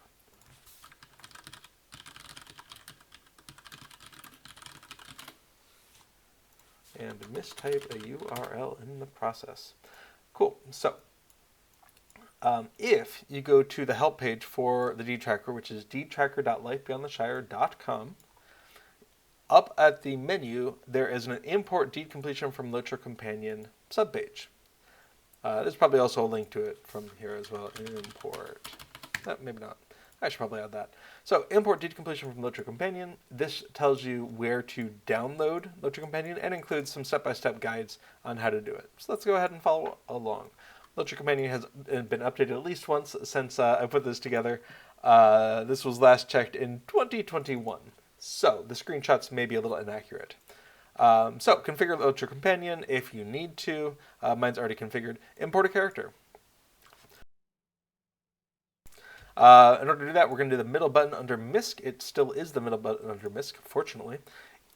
If you are going to do an import, make sure you're in the game, that you're kind of sitting still, and if you wanted to know about the contents of your vault, your shared storage, or your wardrobe, notice that it takes a second for this to load. That's because it is pulling down that information from the server. It's not sitting local unless you've looked at this recently. So if you want to import the contents of these as well, make sure you've opened them up recently, and then come back into LOTRO Companion and start that import. It's going to tell you what server it thinks you're on and give you a progress update as it scans through the client and grabs this information. We can see it's all done. Result, import finished, great. It's actually all you need to do, although you can use LOTRO Companion to do a lot of browsing around to see what's going on. For instance, if I wanted to see what quests I still have outstanding, I could come in here and say, okay, we are in Far Anorian. Oh, no, I guess I don't have that. Old Anorian. Nice. How about...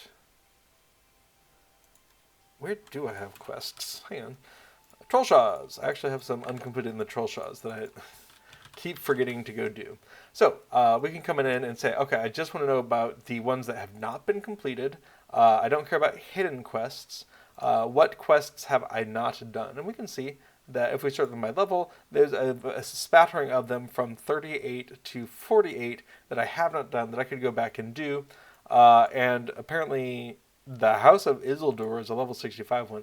Now, LOTRO Companion looks at the game data files to see what's available, but not everything that's in the game data files is actually something that you can do in-game. So if you find one of these things is obsolete, it used to be a thing 10 years ago and now you can't get to it anymore, you can just add it to your blacklist so that it doesn't show up in the list anymore. Okay, but anyway, like I was saying, once you've done the import, you're basically done. So what we're going to do instead is come on in to Lord of the Rings Online /plugins /cube plugins /deed tracker, and come on down to the import deed completion from LOTRO Companion. We're just going to go ahead and run that, and it'll say, hey, I found this information. Do you want to import one of them? Do you want to import everything? And I'm going to say this is Treebeard Affidel. I just want to import that. Cool. Now that's done. The next time you load Deed Tracker, it will look at the information that was generated, and it will go ahead and present you a summary of that information. So let's load that up right now. So we completed 1,828 deeds that LOTRO Companion knows about, but Deed Tracker didn't. And it says, do you want to import those? So we might go somewhere a little bit more impressive for this. And it thinks I did not complete the Undying, and that is true. This character did die before level 20. So, import completed deeds, great. So we can see 1,824 deeds have been marked as completed. And as we scroll on down here, we can see all of those picked up the completed, except for the ones that didn't. Jason says, some of my characters have not logged on in 10 plus years, so this will help me get back on track. Thanks. Yeah, you're very welcome. I'll go ahead and put a link to dtracker.lifebeyondtheshire.com/home/import-d-completion-from-lotro-companion.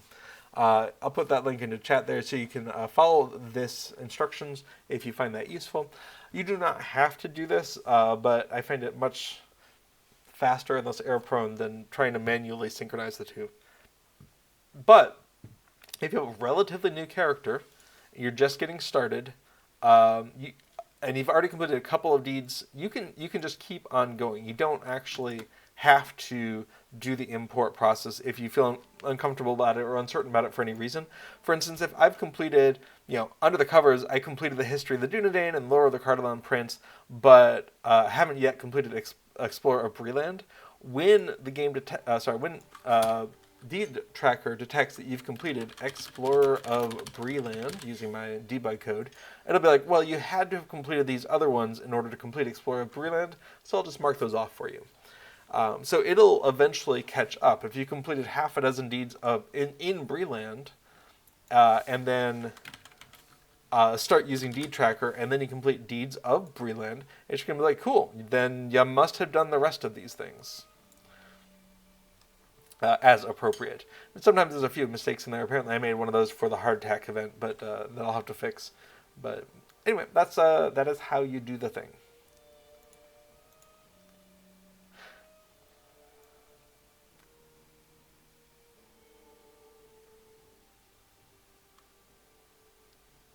Awesome. So we have double checked that the process that we're following works. We're seeing those Rune-keeper deeds. If we came in and said, no, in fact, we're not a Rune-keeper, we should expect it to stop seeing those things. Let's come into globals. Not globals. Let's go into plugin functions. We are no longer a Rune-keeper.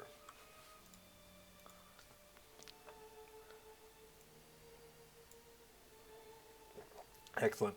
So there's a known bug where some of the categories don't hide if there's nothing underneath them, but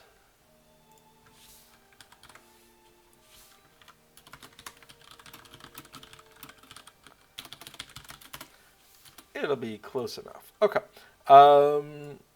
Very good. So we're going to go ahead and unload the plugin manager so we can come back in and say, no, yes, we are indeed a Rune-keeper.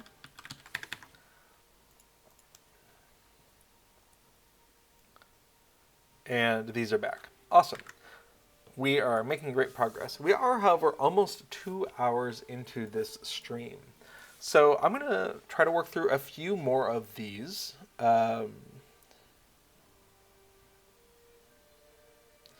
I'm just observing that optimistically it looks like this is where we start getting into other deeds. That is a Chronicler of Kashan Kutat, Halls of the Black Lore. My goodness. What category is that? It's minimum level 125, category 63. Minas Morgul. Okay, so something in Minas Morgul, I guess, got retired.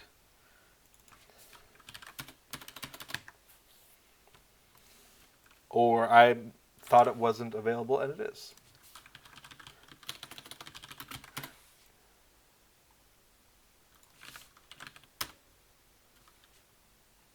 Yeah, well, the internet doesn't know what that is, so I'm guessing it was retired or was only out for a little while. Or something. Uncertain. Minas Morgul. Okay, is that the instance version of Minas Morgul? Mordor, Emma, Gorgroth. Instances. Minas Morgul. Okay, so that's some instance deed. Awesome. I am so far away from that over here on Treebeard. Tillian says this was never in game.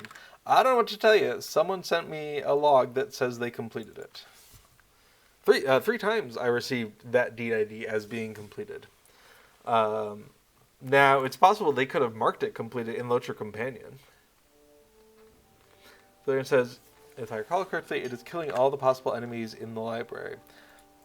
Through the halls of Black Lore, Monster died, Skorgrim, Dourhand, Gurvand, Nurzum, the Ring for Dwarthank, and Gorothul. Yeah, I mean, it sounds right.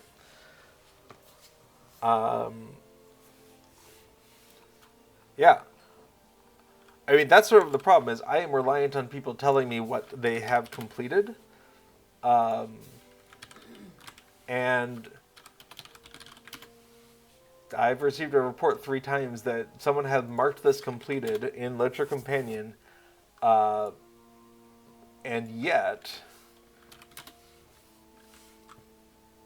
yeah. So I can't tell whether it's available in game, but certainly someone has thought it was.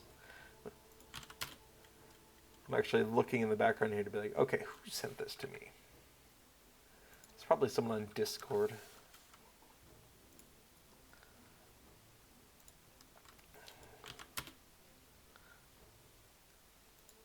That would be Krell, I think. Oh, he seems like a reasonable person. Yeah.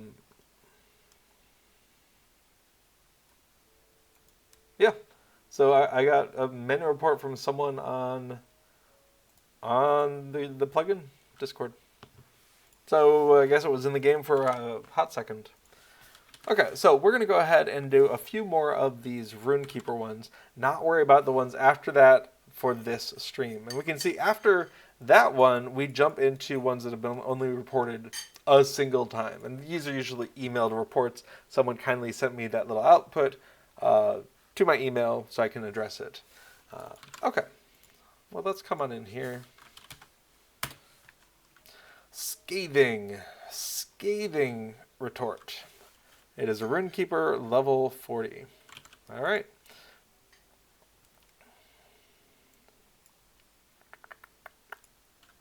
Now we know there's probably going to be 3 of these at level 40, but I'll just do one at a time for right now. Okay, so this is Scathing Retort. Level 40. And we're going to take that back into here. Hey, what a coincidence. It's the next thing.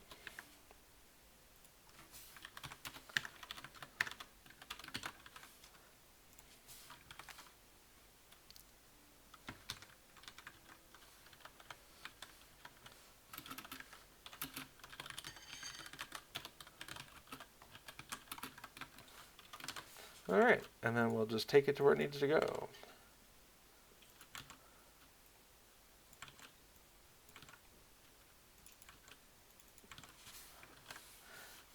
Very good. When everything goes right, the effort of doing one of these is not very high.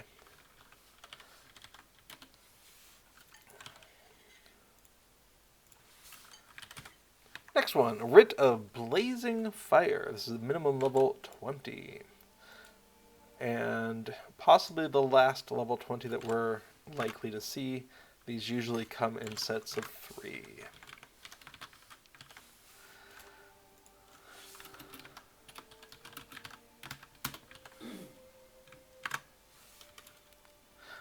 Okay, so that is Writ of Blazing Fire. Writ of Blazing Fire, I see it there, it's the right number.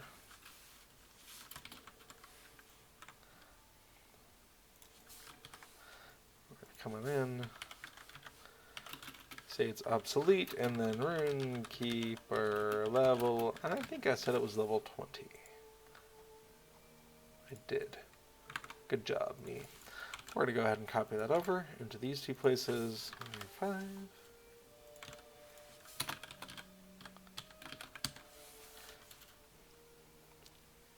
And then hoist this comment back.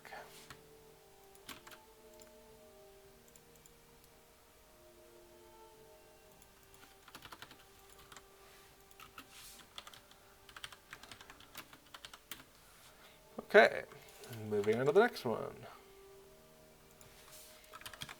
This is Icy Discourse. This is minimum level 30, which is actually a little bit surprising, since we already had 3 of them.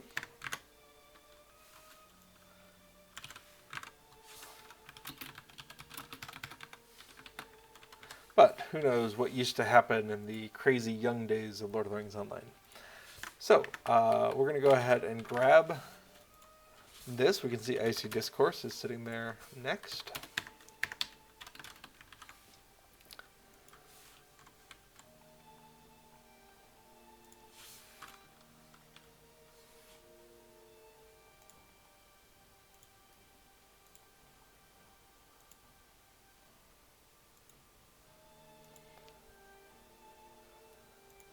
Where is the part I was editing?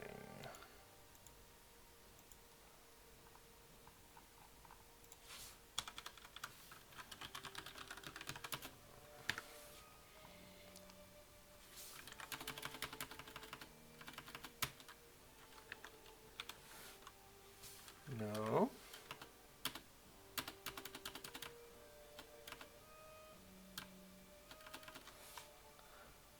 Why is this?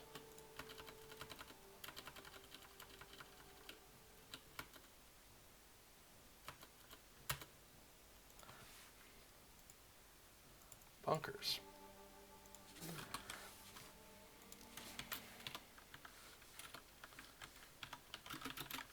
Okay, Ice Discourse. Rune-keeper level 30. Yeah, let me just take it.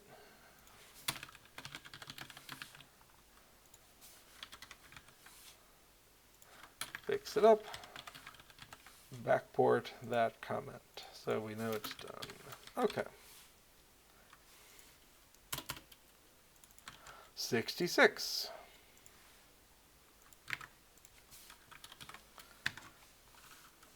Terse Narratives, this is a level 40 Rune-keeper.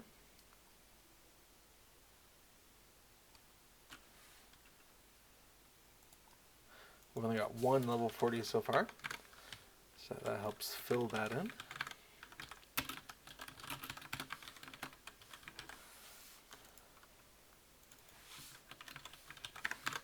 Okay, Terse Narrative, great. We're going to come on in here, verify that we have the right number. We do. Grab that.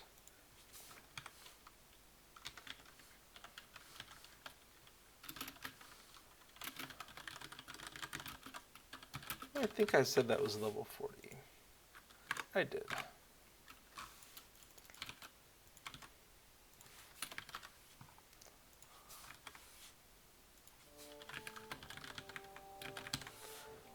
Okay. Next.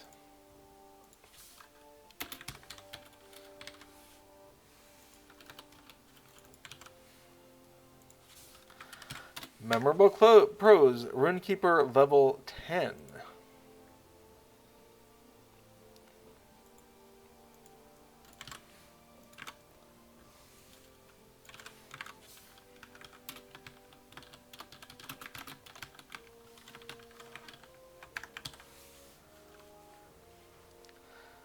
Okay, coming on in with Memorable Prose, number 67.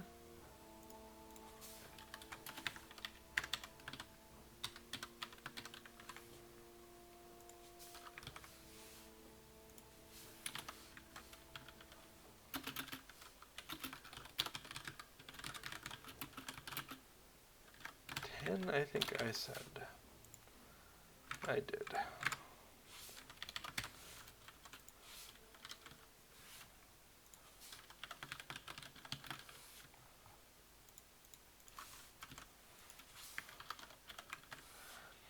Okay. Hoisting back that comment.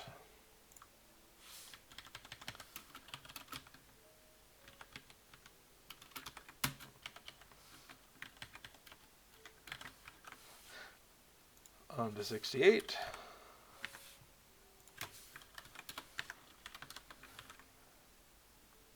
Which we can see is Rune of Endurance. You know, I'm getting ahead of myself because we do want to put it into the spreadsheet as well. This is a minimum level 10 Rune of Endurance.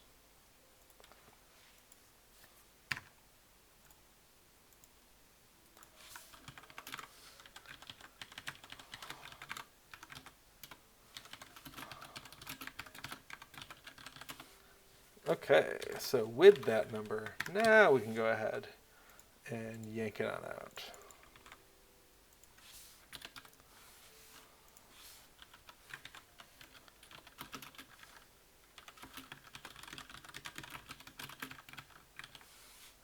Did I say 10? I said it and I meant it.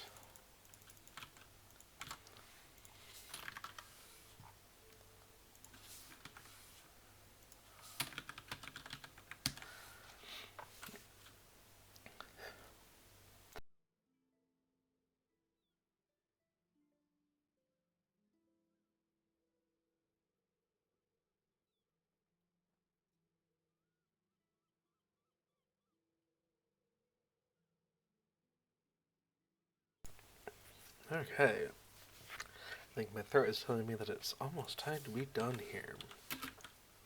A bit of a cough.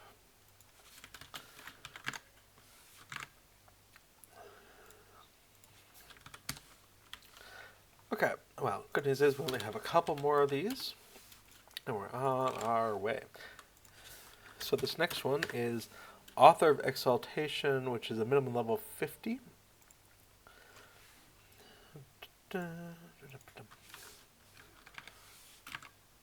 Author of Exaltation.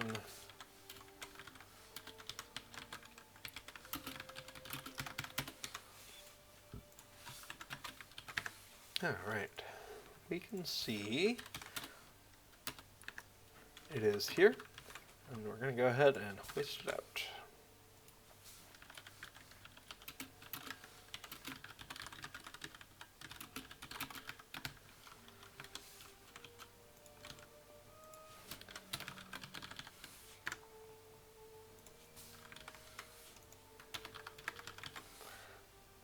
All right, grab that comment, bring it back to here for later verifying that we did it correctly. And then 70. This is a minimum level 1. All right, and called Master of Illusion. Illusion, not illusion. That's funny. Okay, bring it on in here. We're going to go ahead and bring in Master of Illusion. Mark it as class, and then come on in. We can see Master of Illusion in the comment there. We have the right number.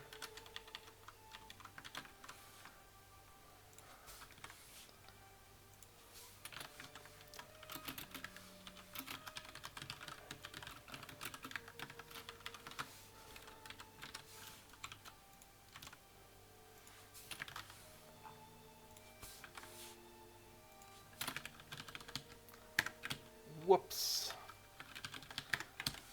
Gotta be careful with that insert button. Okay. Bringing that comment on back. 4 more to go, and then we will call it to the end of the stream.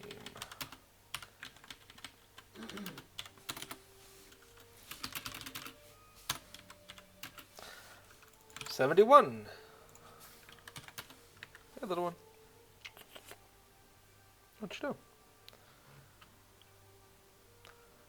Alright. You go, you do you. This is Harsh Debate, minimum level 20.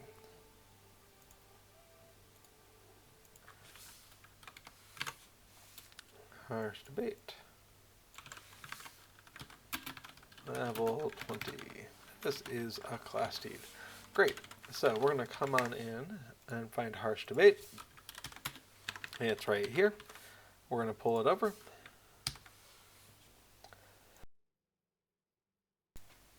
Federer asks, question, how many total quests are there in LOTRO? So, bear in mind that my answer will have a big asterisk next to it. It is possible to look at the data files to get an answer. Maybe not you. So if I come into an extract of quests, and I ask, hey, how many quest ID equals are, we can see that it found 14,107. So roughly 14,000 is an answer. But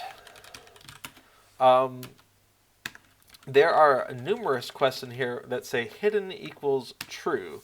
371, one of them specifically.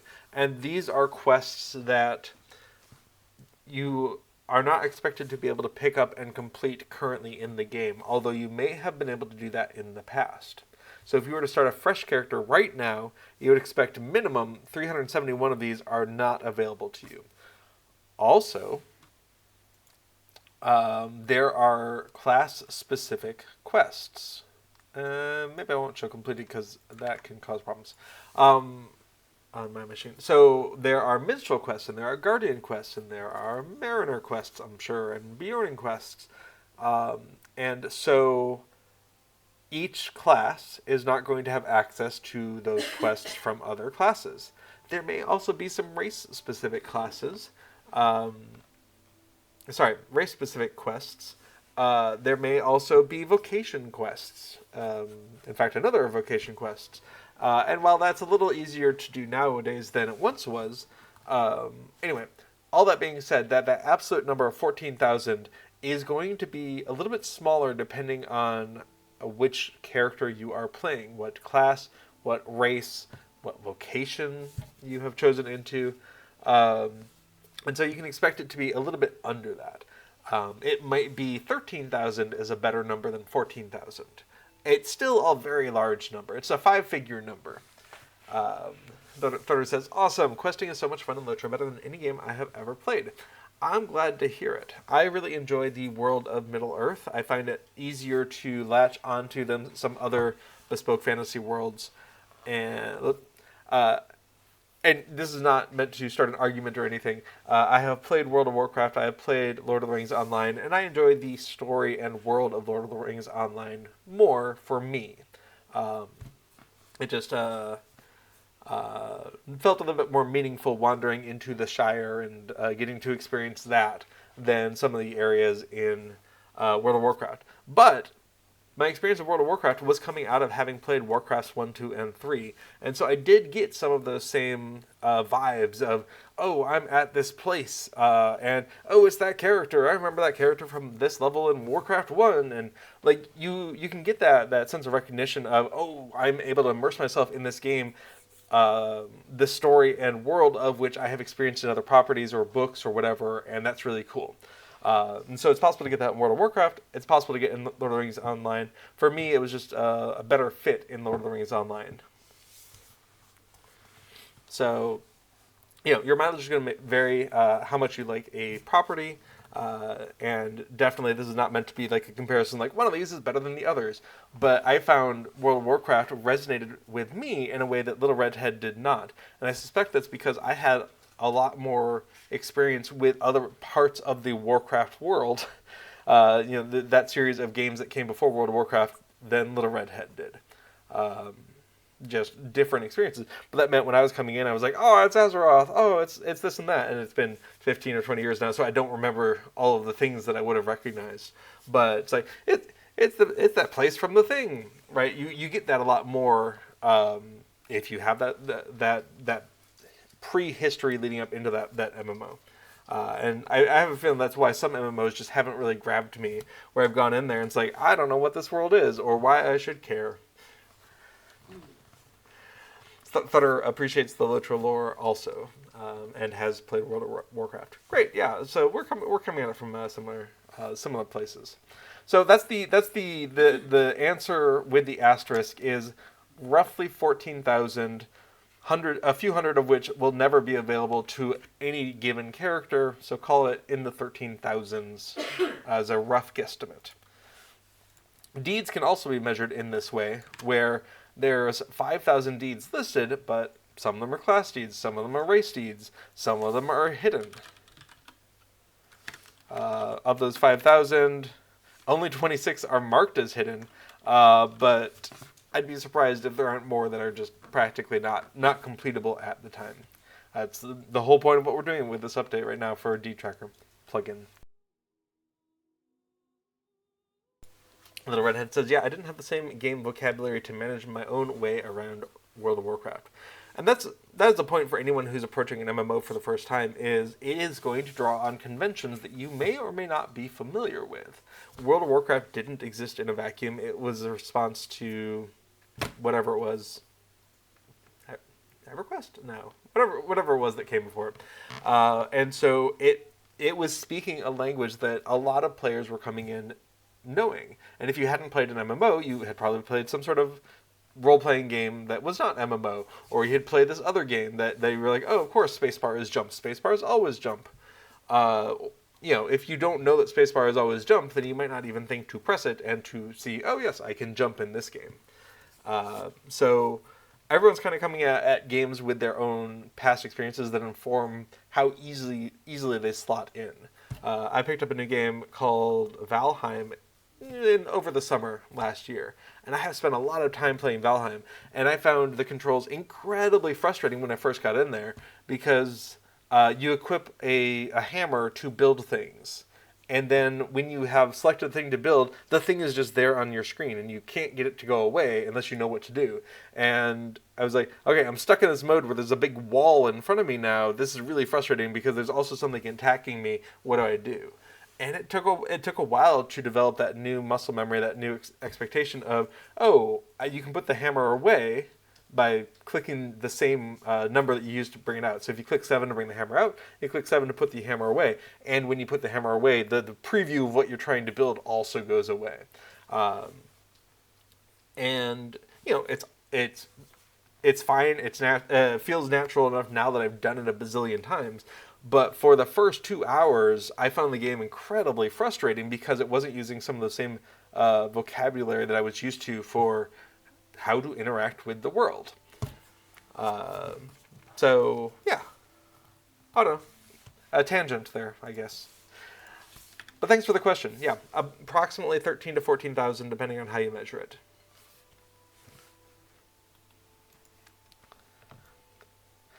This is one of the things that comes up every once in a while. Someone will pop into chat and say, I would love it if Lord of the Rings Online was translated into language X. Oftentimes a language like Spanish comes up, or, I would love it if it was translated into Dutch, I suppose. Depends on the quality of the translation. But there are a lot of words in Lord of the Rings Online. Lord of the Rings Online are a graphical user interface wrapped around a mud or a mush. It's a very text-heavy style of game.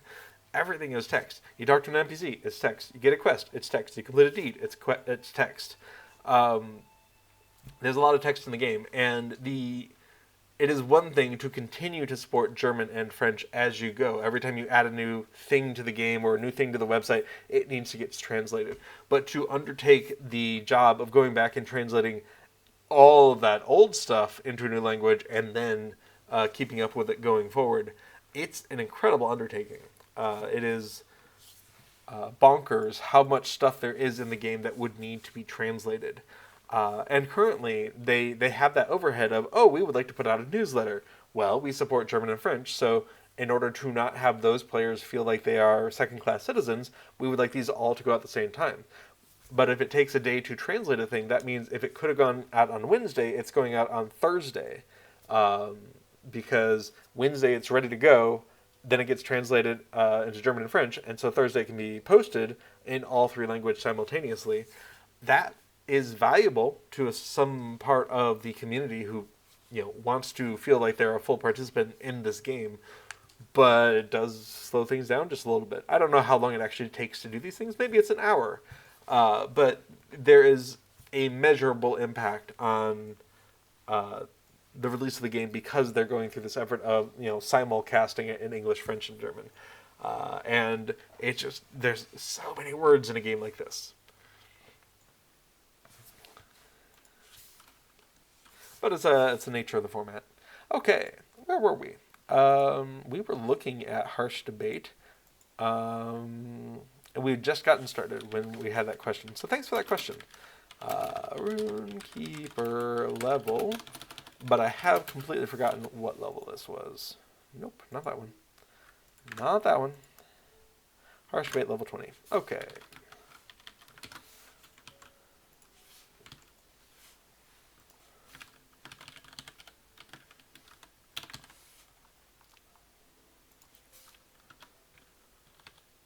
LOTRO has grown far beyond its humble beginnings as far as how many quests and deeds are in the game, to the point where people who have characters who have completed large numbers of quests and deeds will actually see a measurable difference in, for instance, how long it takes to log in or out of a character compared to a brand new character. And that's because we have been told in part because the programmatic architecture that underlies the questing system, the deed system, was not necessarily designed for a game that has 14,000 of these, another 5,000 deeds, so like 20,000 almost total between quests and deeds. It wasn't necessarily designed for that. It was designed for hundreds or maybe a few thousand. And so it is straining to contain things now where once upon a time there wasn't that much content. You know, when the game first released, there was no Forkel, there was no Angmar, there was no Evendim, let alone Ravani and Rohan and Gondor. So, you know, under the covers there are complications because of that as well, I hear. Okay, we have our comment for 71. We're going to come to 72. This is closing remarks, level 40, also Rune-keeper.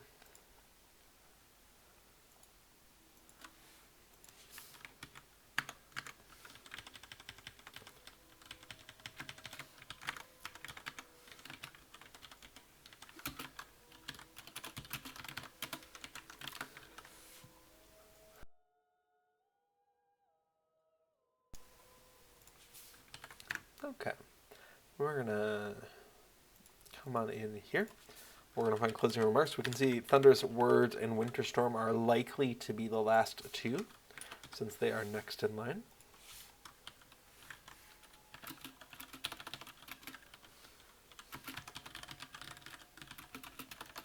What did I say, level 40? Sure did.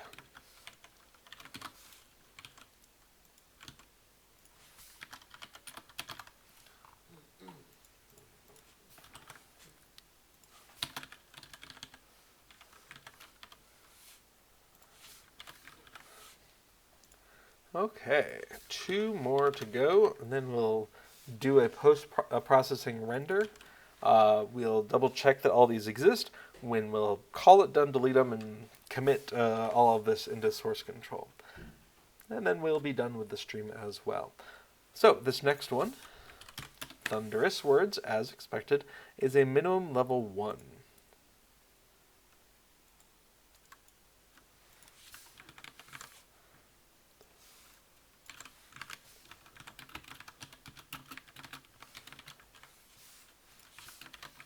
So let's go find this minimum level 1.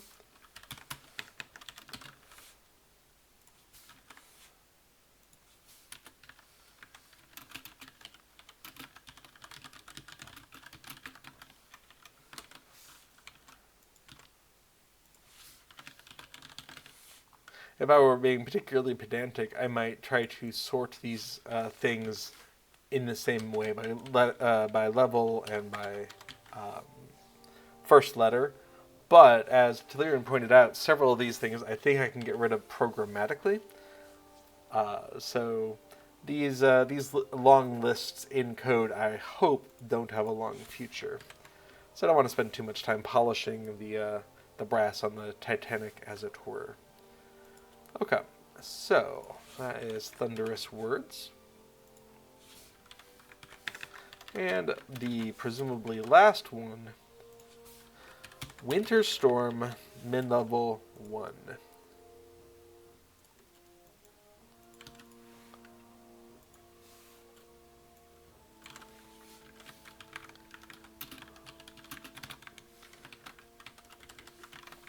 Okay, so we're going to come on in here, find that Winterstorm, pull it out.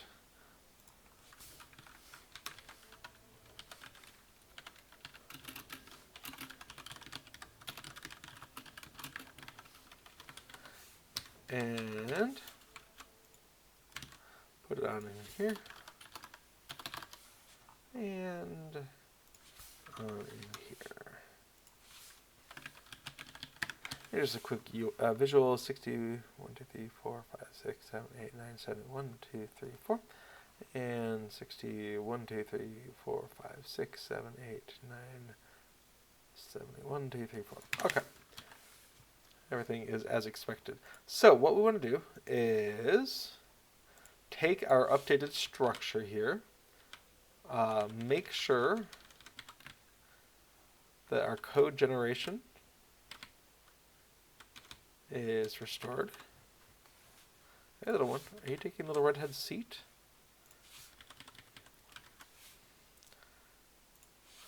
It seems like a yes. All right. That was her fault for getting up and leaving it, right? Okay, so we're going to copy these things out into deed info.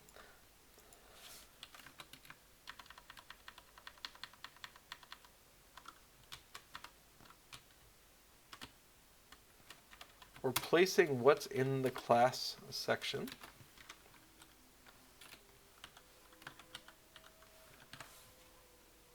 And then run our post processor. While we're doing that, I'll go ahead and unload deed tracker. And here we go.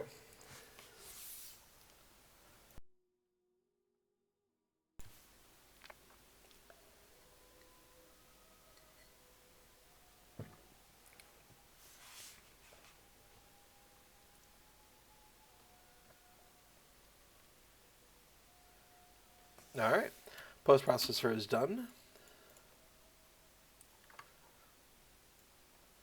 And what we can see down here under not actively achievable Rune-keeper, and let's go compare it to our spreadsheet. All right, Master of Illusion, Tale of Rage, Thunderous Words. Let's slide this down a little bit. Actually, let's just make it taller. Thunderous Words, Winterstorm, Conflagration of Runes, Confounding Principles, Memorable Prose, Rune of Endurance, Frostburn, Harsh Debate, The Prophetic Word, Writ of Blazing Fire, Icy Discourse, Lenata Peace, Lenata Subtlety, Overflowing Confidence, Closing Remarks, Scathing Retort, Terse Narrative, Author of Exaltation, Master of Connotation, and Master of Tragedy.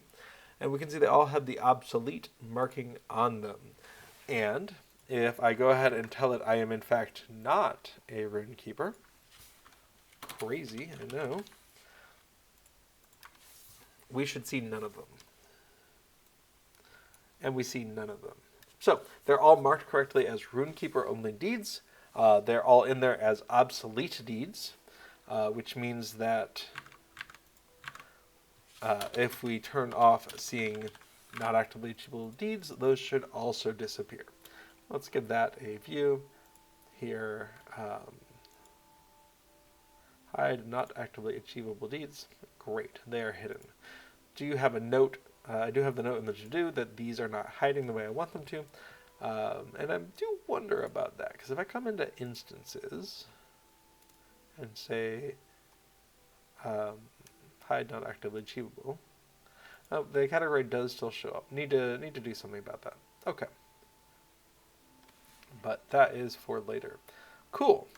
So, what do we have? We have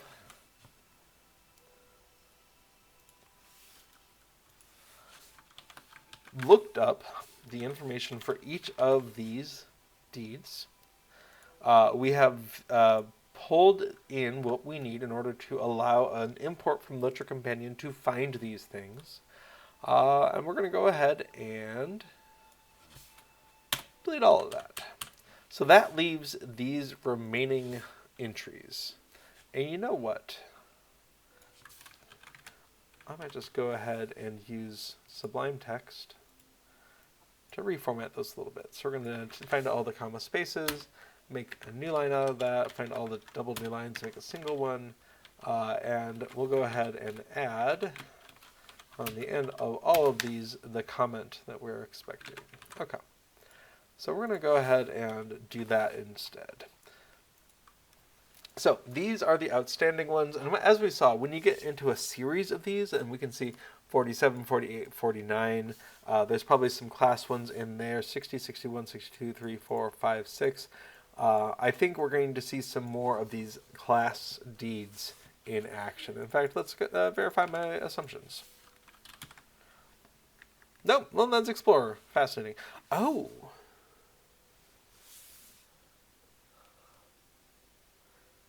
Oh, that's interesting because that's a session play deed. But someone might have marked it off in LOTRO Companion. I do not want to include session play deeds because they don't show up in your character's deed log.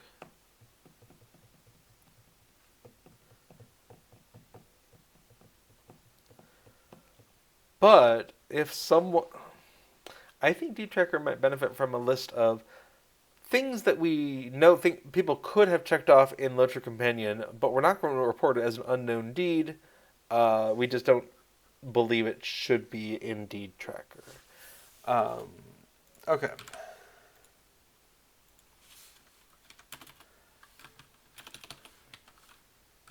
That was 61. Chicken session play. Introduce a list of IDs into Deed Tracker that don't get reported during import, but we don't think are real deeds. Okay, so that's a note for later, because all the chicken session play, love chicken session play, can't get enough of it, but I suppose technically I can. But I do really enjoy chicken session play, but those deeds are completed by the chicken. They do not get imported back into your player's deed log, and so it's just... Yeah, I would guess they had to have checked it off being like, oh yeah, I completed that without thinking through that, oh, this is session play, or something. Cool. So, that's what we have done. Let's go ahead and get some of these changes into source control. So we're going to go ahead and close the spreadsheet so that we can come back in and say, what's up? Added several obsolete deeds. That's a great description. Several obsolete Rune-keeper deeds even. So the spreadsheet that we're using to generate the code, great. Deed info, this is where a lot of that goes in.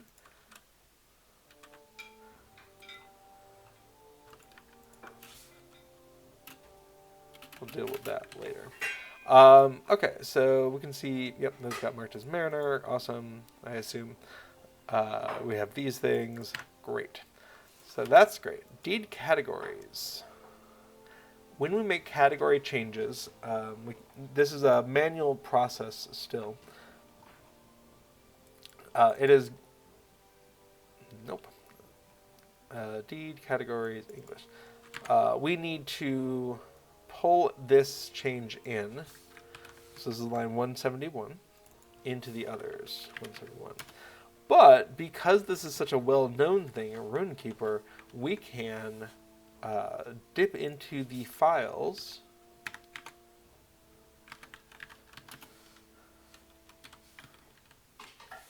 and translate that, pre-translate that. So we don't have to wait for someone else to say, this is what the localized version of Rune-keeper is. Probably. Let's take a look at that. So, if we went into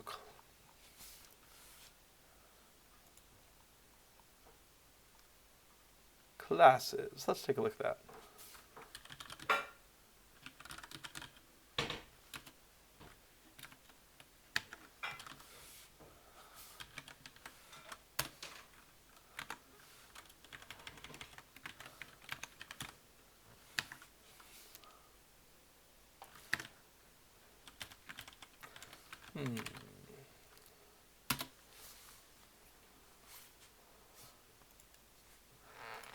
Where am I looking for this?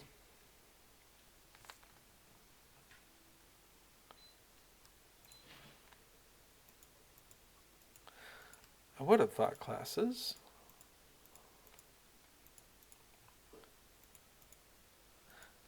Agent class. Oh, okay. Neat.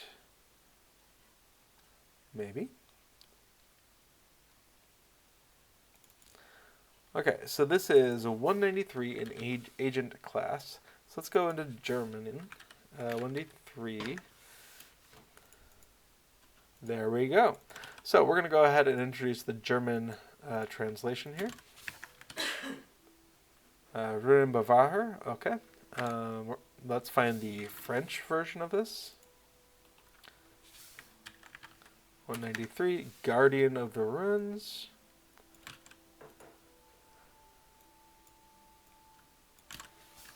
Oh, that's Russian that I'm in. Awesome. And let's go look at the fan-made Russian translation.